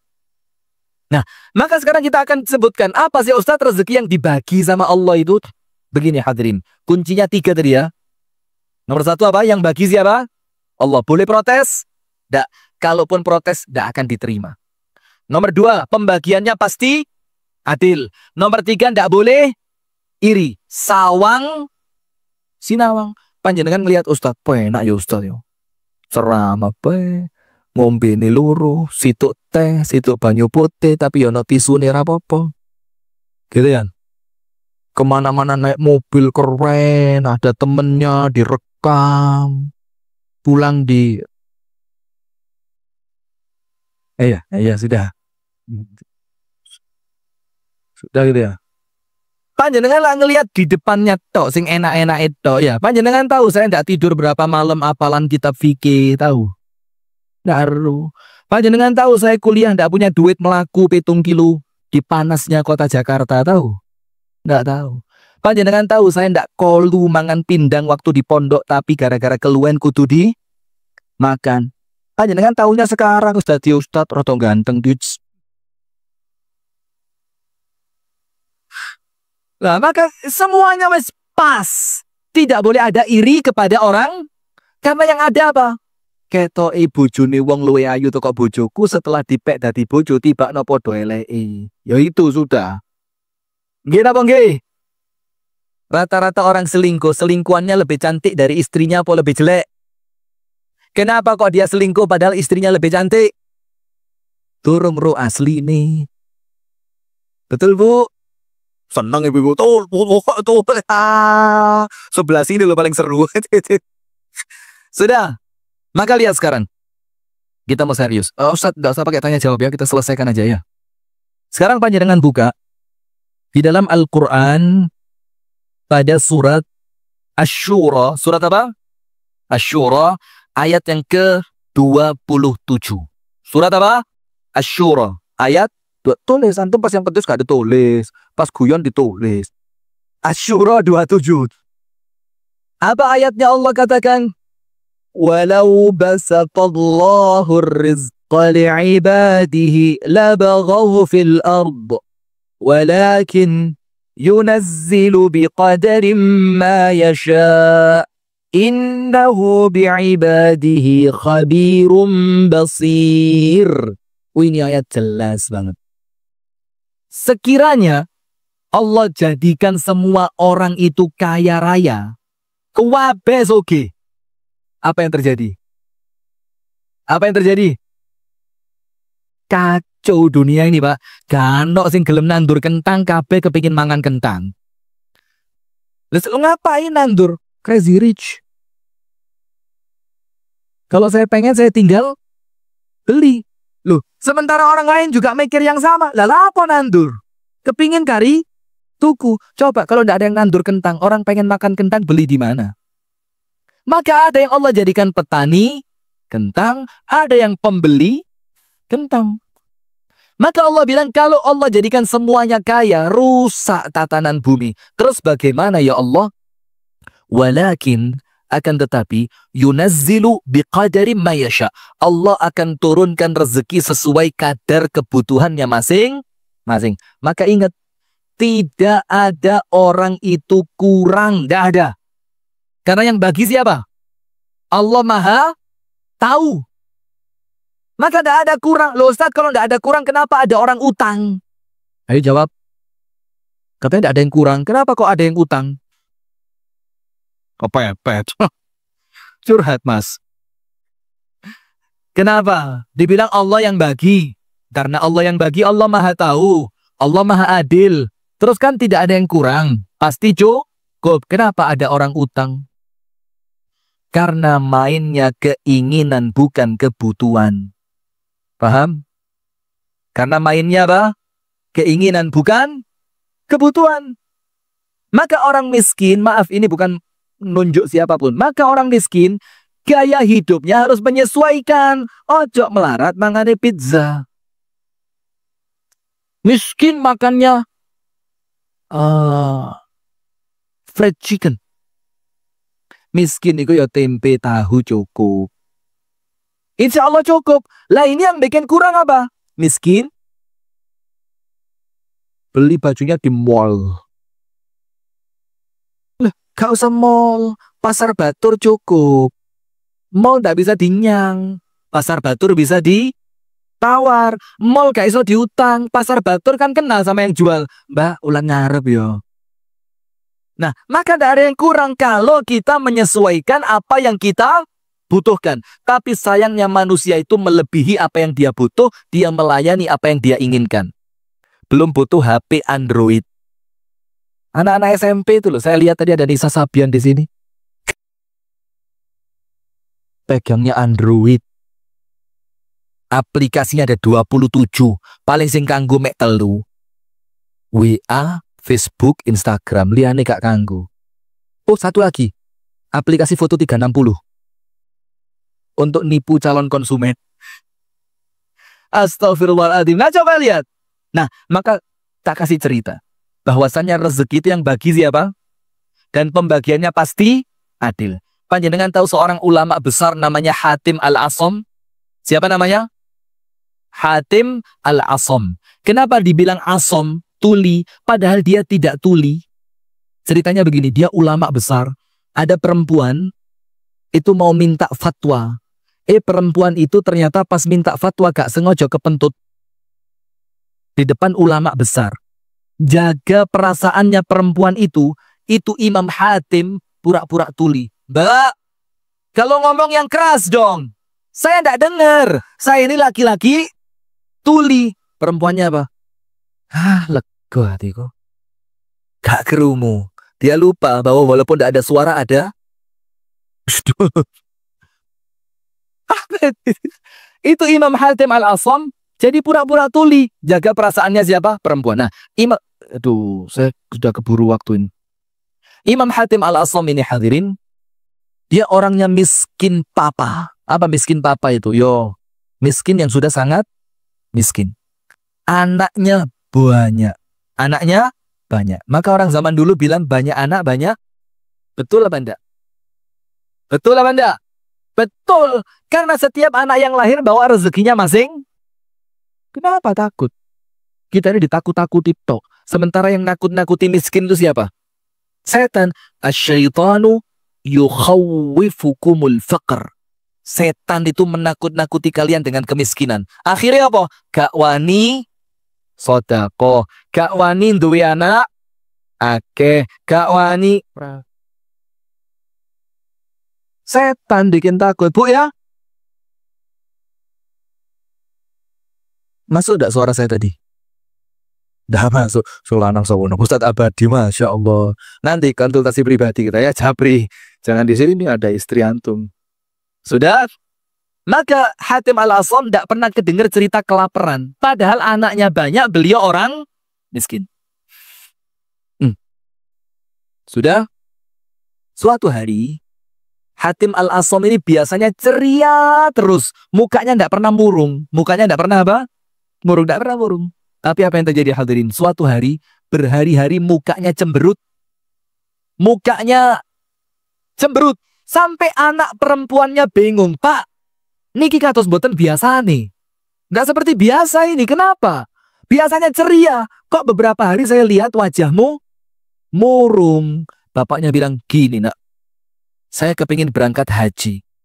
Tiap tahun saya tahan. Kepingin berangkat tidak bisa karena tidak punya uang. Kepingin berangkat tidak bisa, tidak punya. Tahun ini, keinginan itu tidak bisa ditahan. Keinginannya tidak bisa diapain? Ditahan. Seakan-akan sepertinya harus berangkat. Itu yang bikin saya kepikiran nak. Sampai wajah saya apa? Murung. Apa kata anak perempuannya umur 9 tahun? Pak, berangkat aja. Gak usah ruwet. Duh. Bapaknya bilang, saya kenal yang ngomong. Loh, nggih Pak. Berangkat saja, gak usah bingung. Bapaknya bilang, berangkat sih berangkat. Uangnya mana? Anak kecil itu bilang apa? Pak, bukankah dulu panjenengan cerita, kalau orang ikhlas menghadap untuk datang kepada Allah, Allah tidak akan mensia-siakan dia. Iya betul. Nah sudah Pak. Mosok sampean yang ngomong, sampean yang lupa. Iya wes bismillah. Tapi satu kata bapaknya, ibumu beritahu bahwa bapakmu kepingin berangkat haji. Berangkat anak perempuan ke ibunya. Bu, saya mau tanya. Iya. Bapak kita, suamimu, udah gitu ya, masa anak ngomong suamimu. Bapak kita, Bu, itu pemberi rezeki atau pemakan rezeki? Ayo, yang mana? Panjenengan, suami. Suami itu pemberi rezeki atau pemakan rezeki? Pemakan. Karena yang memberi rezeki siapa? Allah. Ibunya jawab, yo, pemakan rezeki. Oke, Bu. Berarti sekarang begini, Bu. Yang ngasih rezeki siapa? Allah. Berarti bapak bagian apa? Makan. Berarti kalau bapak pergi, Allah masih ada, rezeki dijamin enggak? Jamin. Berarti kan yang makan berkurang. Iya. Berarti tambah ke apa tambah titik? Yo. Jadi tambah ke. Lah sudah Bu. Ini bapak mau berangkat haji. Duit apa? Langsung ibunya gitu kan. Aneh loh. Katanya yang ngasih rezeki Allah, bapak ngentekno rezeki. Berarti kalau bapak pergi kan rezekinya tambah banyak. Karena yang ngasih rezeki Allah masih ada, bapaknya sudah pergi. Oh ya sudah wes, suruh berangkat. Sudah. Ketika dapat izin dari istri, maka Imam Hatim Al-Asam kerja keras.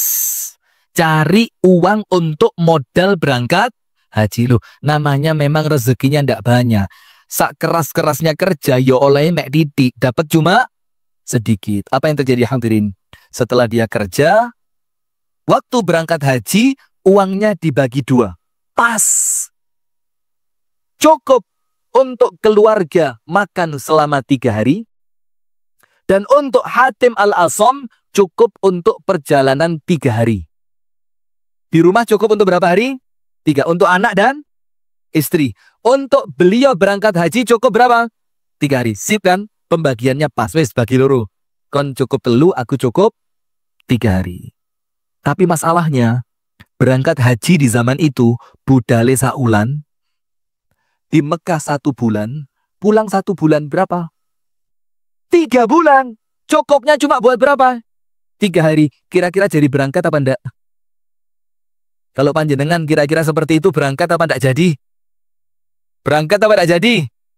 Belajar dari Hatim Al-Asam. Berangkat. Bismillah, tawakkalna ala Allah. Tawakal sama Allah. Sudah, hari pertama lancar, hari kedua lancar, hari ketiga, roti terakhir mau dia makan, kepikiran, ya Allah, ya Rabbi, ya Razzaq. Roti terakhir. Setelah ini besok sampai 3 bulan ke depan saya tidak tahu ya Allah mau makan apa. Dan kepikiran yang di rumah. Yang di rumah juga hari terakhir, ya Allah saya tidak tahu mereka ini sampai 3 bulan ke depan makan apa. Sudah kan? Setelah roti terakhir selesai dimakan, dia doa sama Allah, ya Allah engkau zat yang maha memberi rezeki. Sudah. Tiba-tiba kepala rombongan bilang apa? Berhenti, stop. Bikin tenda, kita istirahat. Perjalanan dilanjutkan besok. Wes tenang, bangun tenda, semuanya berhenti istirahat. Terus kepala rombongan bilang apa? Tolong carikan orang yang bisa berburu, kehabisan air. Tolong, ini teko diisi air. Raja pengen minum. Sudah. Kata istrinya Hatim Al-Asam, udahlah, apalah artinya cuma air diisi penuh. Dikasihkan ini, kasihkan rajamu. Sudah, raja minum. Bismillah. Kaget raja. Wait. Ini minuman seger sekali. Kamu ambil dari mana? Dari rumah yang paling ujung. Masuk ke sana. Suaminya suruh ke sini. Berangkat prajurit. Mbak, suamimu dicari raja. Raja mau terima kasih. Istrinya Hatim Al-Asam bilang, tidak ada suamiku berangkat haji. Lapor prajurit raja, suaminya tidak ada berangkat haji. Apa kata raja? Wih, baik sekali itu perempuan. Suaminya tidak ada, dia masih mau berbagi air. Dan panjenengan jangan bayangkan air seperti batur. Di zaman itu air Susah. Apa kata raja? Wes, bilang sama perempuan di rumahnya, selama suaminya belum datang, kebutuhan makan dan minumnya ditanggung kerajaan. Subhanallah. Lihat. Siapa yang bagi? Siapa yang bagi? Allah. Berarti apa hadirin? Satu kuncinya untuk rezeki yang kedua. Rezeki yang dibagi. Apa kuncinya? Qona'ah. Qona'ah itu apa?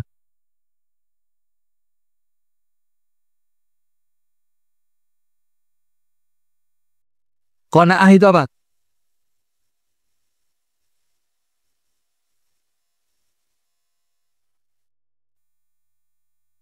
Pasrah, cukup, nerimo, ikhlas. Qona'ah zaman dulu. Qona'ah itu apa? Apa? Ibu-ibu, monggo bu. Kasih ibu yang pakai apa itu? Tolong, tolong, tolong, tolong. Takmir. Meneng to ai. Ini bukan nenekmu loh tapi. Sudah dari pagi. Mau gak nombai mana kok. Sana, sana, sana, sana. Loh, sampai ngelaku runuk. Coba yang dapat neneknya mau aku deh. Karena yang dapat orang lain. Sedang. Begini Pak.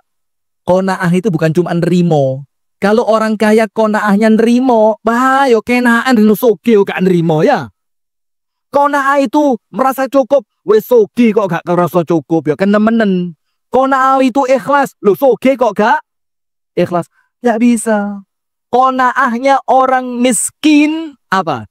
Yakin bahwa yang Allah bagi pasti cukup. Itu qona'ahnya orang miskin. Pokok yakin seberapapun yang Allah kasih pasti itu qona'ahnya orang miskin. Saya mau tanya, terus qona'ahnya orang kaya bagaimana? Wabot. Ayo angkat tangan yang kaya. Angkat tangan. Loh, khawatir dijalui sumbangan gitu. Ayo yang kaya angkat tangan. Bagaimana qona'ahnya orang kaya? Ayo.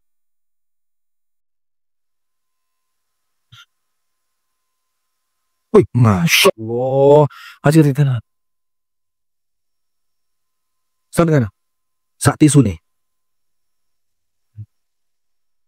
Terus kadung bisa jawab semuanya. Tisu juga.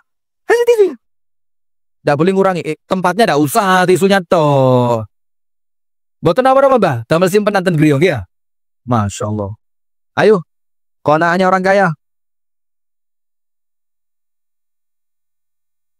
Bingung. Begini, Pak. Qona'ahnya orang kaya, jazakumullah khair, matur suwun Pak, barakallahu fiik. Semoga Allah berkahi panjenengan. Begini, qona'ahnya orang kaya, apapun yang telah lewat batas kebutuhan, itu orang kaya harus yakin bahwa itu Allah nitip untuk dibagi sama orang miskin. Berat apa ringan? Pokok panjenengan sudah sampai batas cukup, berarti yang sisa dari cukup milik siapa? Allah nitip untuk diberikan kepada siapa? Coba orang kaya qona'ahnya begini Pak. Tidak ada orang miskin, betul tidak? Tapi sayangnya orang kaya sekarang. Hai guys, ini Lambo. Ini Ferrari guys. Ini kamar mandi saya guys. Klosetnya terbuat dari lapisan emas. Itu tidak qona'ah. Nah sekarang maka untuk rezeki yang kedua kuncinya qona'ah. Terakhir ketiga. Sebelum penutup. Bismillah Pak. Saya lanjut dikit ya. Boleh ya? Karena saya tidak yakin kita bakal panjang umur itu tidak yakin. Bisa jadi gak ketemu maneh ngono loh. Bisa jadi panjenengan duluan atau saya duluan takziah. Aman ya, suka ya, suka. Sip. Kan namanya umur di tangan siapa Bu? Allah. Boleh jadi setelah ini kita tidak ketemu, siapa tahu kan? Bisa jadi panjenengan meninggal duluan. Atau kalau saya panjang umur, saya takziah duluan. Ya, tidak tahu siapa yang tahu umur di tangan Allah. Ya sudah, ada guyon. Itu semuanya umur di tangan Allah. Saya lanjutkan dikit Bu ya, boleh ya? Boleh ya? Yang sebelah sana, boten apa-apa Nggih? Sedikit lagi ya. Ya, soalnya panjenengan berdiri Pak. Saya khawatir panjenengan capek. Tidak apa-apa tapi insya Allah. Mudah-mudahan berkah waktunya. Amin. Yang ketiga, rezeki yang dijanjikan. Saya mau tanya, apa rezeki yang dijanjikan? Rezeki yang dijanjikan itu rezekinya belum wujud, belum ada. Tapi Allah baru ngasih berupa apa? Janji. Sementara sifatnya Allah la yukhliful mi'ad. Apa la yukhliful mi'ad? Tidak mungkin mengingkari janji. Sekarang begini. Ini rezeki yang dijanjikan. Saya punya anak namanya Ikrimah. Umur 8 tahun. Saya bilang sama Ikrimah, Ikrimah, kalau Ikrimah bisa hafal Quran sebelum umur 10, Ikrimah Abi belikan sepeda motor. Sepeda motornya sudah ada atau belum? Tapi anak saya dapat sekedar berupa apa? Janji. Ada syaratnya ada? Apa syaratnya? Hafal Al-Quran. Panjenengan sama Allah juga sama. Ada rezeki yang panjenengan bisa tarik dengan syarat. Syaratnya dipenuhi. Syarat yang pertama. Bagaimana cara narik rezeki? Syarat yang pertama. Ini masih berupa janji. Allah akan kasih kalau panjenengan jalankan syaratnya. Apa syaratnya? Nomor 1, taqwa. Nomor 1 apa? Apa dalilnya? Wa may yattaqillaha yaj'al lahu makhraja wa yarzuqhu min haitsu la yahtasib. Dikasih rezeki dari tempat yang tidak pernah panjenengan pikirkan. Maka kalau panjenengan bertakwa, rezekinya datang enggak? Pasti datang. Kenapa? Karena yang menjanjikan siapa? Allah. Cuma sayangnya takwa kita salah. Kita takwa untuk minta uang. Padahal rezekimu belum tentu uang. Boleh jadi dengan takwa istri dibikin solihah. Bisa jadi dengan takwa anak-anak dibikin anak-anak yang solihin dan solihat. Bisa jadi dengan takwa awak ditadekno seger. Yang kedua, sodakoh. Sodakoh itu narik rezeki enggak? Narik. Allah berjanji dalam hadits qudsi, sedekahlah, aku sedekah buat kalian. Dalam ayat yang lain, mathalul ladzina yunfiquna amwalahum fi sabilillahi kamathali habbatin anbatat sab'a sanabila fi kulli sumbulatin mi'atu habba. Sedekah 1 dikali lipatkan jadi berapa? 700. Sampai lebih dari 700. Terutama sedekah di waktu pagi. Rasulullah mengatakan, setiap pagi Allah turunkan 2 orang malaikat. Bu. Ini loh pentingnya sedekah pagi. Sedekah subuh. Allah kirimkan 2 orang malaikat tiap pagi. Malaikat yang pertama doa sama Allah. Kalau malaikat yang berdoa kira-kira diijabah atau tidak? Diijabah. Apa doanya malaikat? Allahumma a'ti munfiqan khalafa. Ya Allah, orang yang pagi hari ini sedekah, bikin jadi kaya. Siapa yang berdoa? Malaikat. Syaratnya pagi-pagi harus sedekah. Malaikat yang kedua juga berdoa, tidak mau kalah. Allahumma a'ti mumsikan talafa. Ya Allah, yang pagi-pagi wis medit, bikin dia bangkrut. Itu syaratnya. Maka kalau panjenengan pagi-pagi sedekah, Allah kasih rezeki yang berlipat. Intinya apa? Ini yang menjanjikan siapa? Yang kedua, yang Allah janjikan mungkin gak Allah ingkari. Yang ketiga, berarti untuk narik janji perlu syarat. Syaratnya harus dipenuhi. Termasuk syarat untuk dapat rezeki itu apa? Sholat. Apa? Sholat. Dalilnya, surat Toha ayat 132. Surat apa? Toha 132. Apa Allah katakan dalam surat Toha? Wa'mur ahlaka bis-salati wastabir 'alaiha la nas'aluka rizqan nahnu narzuquk wal 'aqibatu lit-taqwa. Perintahkanlah keluargamu mendirikan salat dan sabar dalam mendirikan salat. Terus Allah bilang apa? Saya tidak minta rezeki, kami yang memberi rezeki. Apa kata Abdullah bin Abbas? Orang yang salatnya baik, Allah jamin rezekinya dia. Ini janji atau bukan? Janji. Syaratnya apa?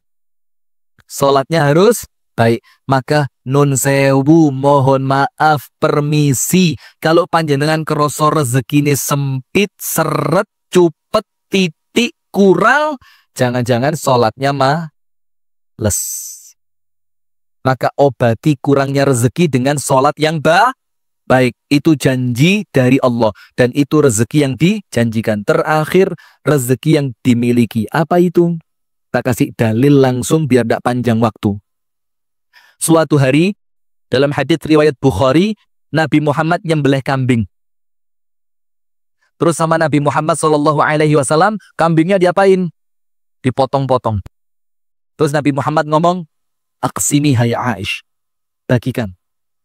Sudah, Nabi Muhammad pergi. Setelah Nabi Muhammad kembali, Nabi Muhammad tanya, "Aisyah, sisa apa dari daging kambing yang saya sembelih tadi?" Apa kata Ibunda Aisyah? "Ya Rasul, habis. Yang tersisa paha depan cuma satu." Apa kata Rasulullah? "Aisyah, maaf, kebalik." Apa kebalik itu? Yang tersisa semuanya yang kita sedekahkan itulah yang kekal. Yang kita sedekahkan itulah yang milik kita. Yang paha depan satu yang bakal kita makan, itulah yang habis. Kenapa? Dimakan, habis. Tapi yang disedekahkan tetap ada. Maka saya mau tanya, panjenengan punya rumah? Punya. Sertifikat atas nama siapa?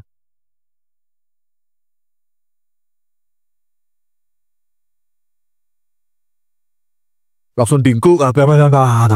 Wes, Ustadz Abadi. Boleh saya tanya Ustadz ya? Rumah punya antum. Sertifikat atas nama?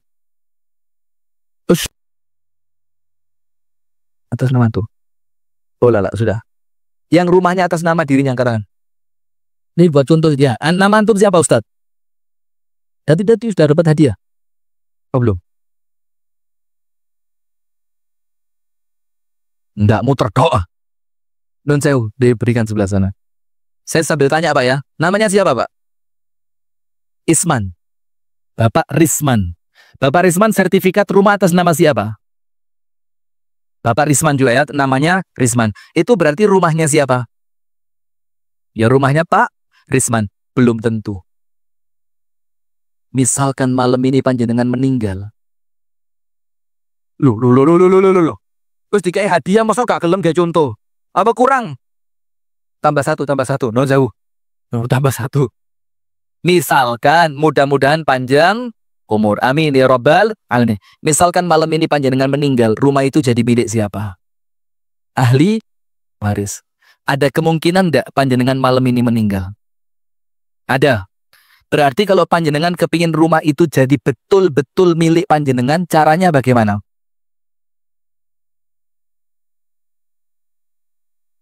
Caranya bagaimana Pak Risman? Biar itu rumah betul-betul walaupun panjenengan meninggal tetap punya panjenengan. Bagaimana caranya? Disedekahkan, tambah lagi satu. Pak Risman, kapan mau disedekahkan? Oh, guyu tak ganti sampai dulu nanti. Begitu hadirin. Rumah sertifikat nama saya.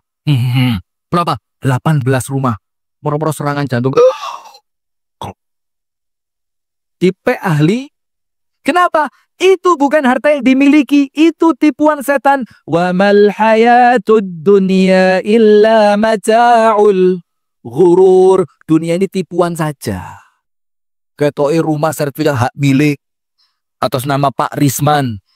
Allah takdirkan berubah, diperebutkan siapa?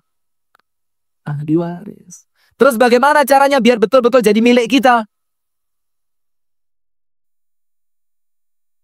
Ayo. Bagaimana caranya biar jadi milik kita?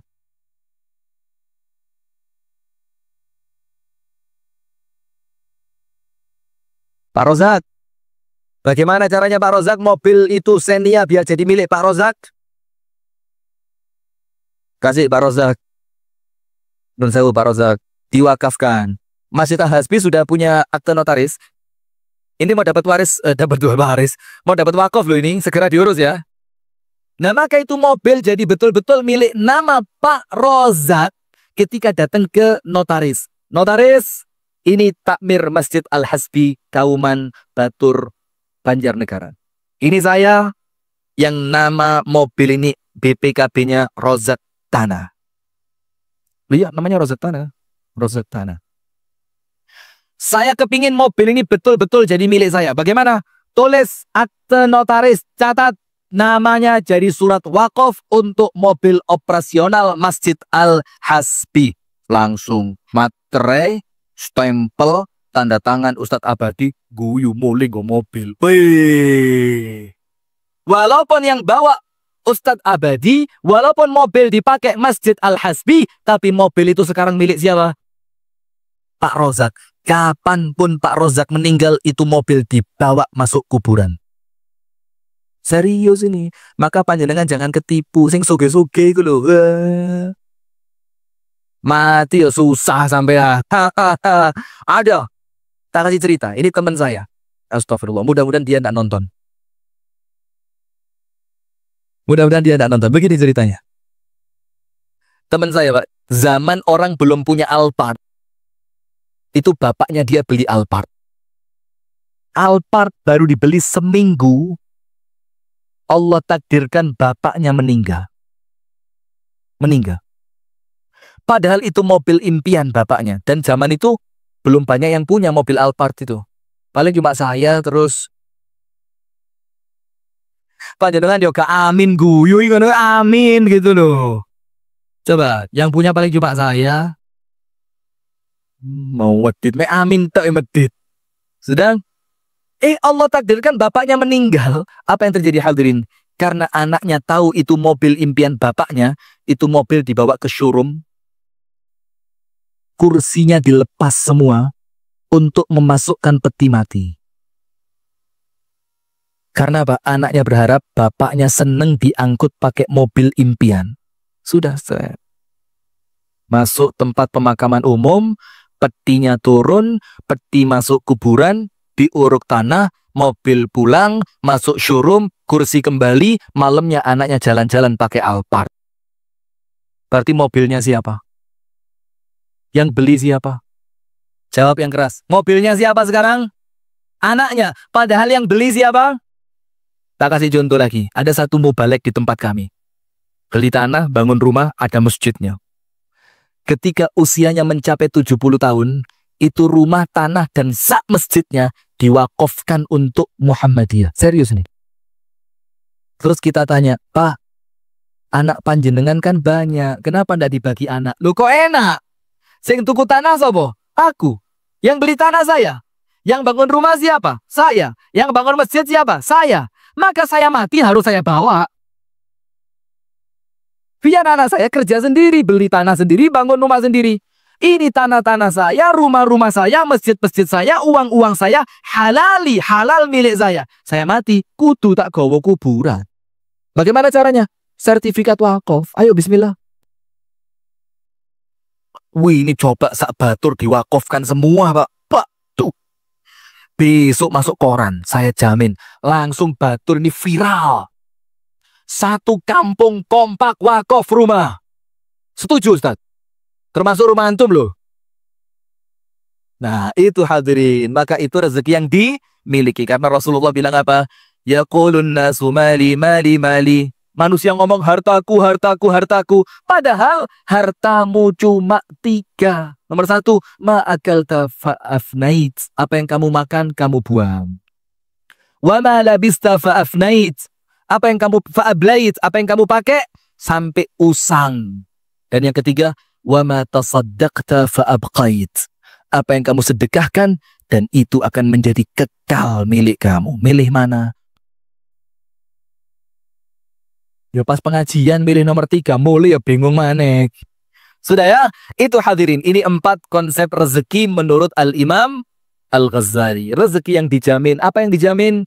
Makan dan minum. Rezeki yang dibagi. Yang bagi siapa? Allah. Rezeki yang dijanjikan. Syaratnya panjenengan lakukan. Janjinya Allah datang. Yang terakhir, rezeki yang dimiliki. Betul-betul milik panjenengan dengan syarat itu awalnya hak milik menjadi surat wakaf atau sedekah. Barakallahu fikum. Saya mohon maaf, betul ya, terlalu panjang sampai jam 9. Ibu-ibu mohon maaf Bu ya. Bapak-bapak yang di luar juga mohon maaf Pak ya. Mudah-mudahan semuanya saya doakan sehat walafiat. Saya doakan rezekinya barokah, anak turunnya solihin dan solihah. Insya Allah Allah berikan istiqomah sampai kemudian semuanya di antara kita meninggal dalam keadaan husnul khatimah. Amin ya rabbal alamin. Doakan saya juga ya, mudah-mudahan sehat terus, istiqomah, Allah jaga dari semua fitnah. Amin ya rabbal alamin. Insya Allah tahun depan bisa ketemu lagi di sini. Amin ya rabbal. Kok tahun depan? Lama sekali. Kapan? Mau saya sakit? Begitu hadirin, kita tutup dengan doa kafaratul majelis kita. Sebentar. Mana tidak ada masuk? Oh, tak matikan data ponsel saya. Sebentar, sab.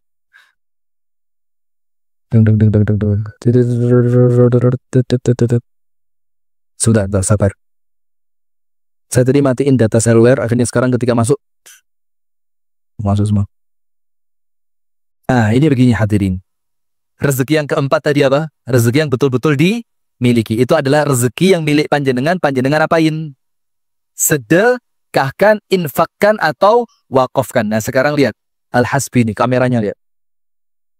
Yang mana? Kameranya Al-Hasbi yang mana? Itu. Nggak malu pakai kamera itu. Laptopnya mana? Harga berapa laptopnya? Loh enggak, kalau dijual harga berapa itu kira-kira? Antum beli harga berapa? 16. Kamera harga berapa? 14,5.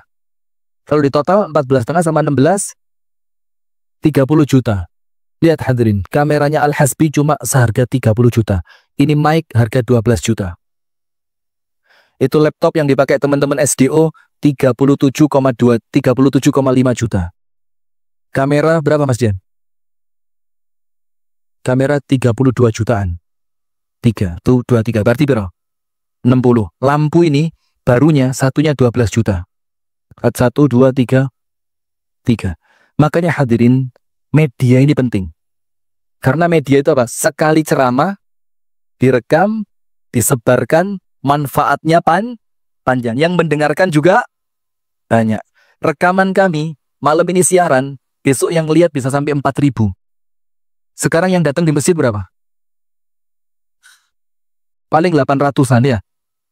1.000 lah, katakan 1.000. Ini cuma sekali rekaman tok yang lihat 4.000, bisa sampai 40.000. Nah, berarti kamera ini penting. Nah, dalam keadaan Masjid Al-Hasbi butuh pengadaan kamera. Betul? Betul, Ustaz? Mas Rozak Tanah. Masjid butuh kamera. Itu mobil kalau dijual harga berapa kira-kira?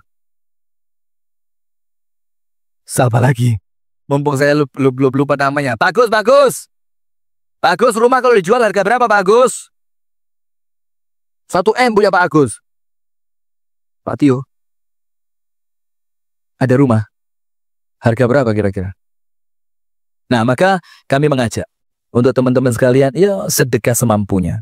Tidak harus banyak, ya kan? Tidak harus banyak. Yo, 5 juta boleh. 10 juta boleh. 20 juta boleh. 5.000 pun boleh. Nah, maka untuk apa? Untuk amal yang bakal kekal milik panjenengan. Pengadaan alat media Masjid Al-Hasbi. Nanti dia mau beli kamera, mau beli laptop yang bagus, mau beli perlengkapan yang bagus, supaya tayangan kajian di Al-Hasbi ini bisa dimanfaatkan dan didengar serta mendatangkan kebaikan untuk banyak orang. Bagaimana caranya? Jangan lupa hubungi teman-teman Masjid Al-Hasbi. Nanti bikin proposal. Kira-kira butuhnya berapa? Nanti dibagi orang 1.000. Masuk gak kuat? Ya, insya Allah bisa. Amin ya rabbal alamin. Itu yang dapat kami sampaikan. Semoga ada manfaatnya. Kurang lebihnya mohon maaf. Hadanallah wa iyyakum ajma'in. Subhanakallahumma wa bihamdika. Ashhadu an la ilaha illa anta. Astaghfiruka wa atubu ilaik. Assalamualaikum warahmatullahi wabarakatuh.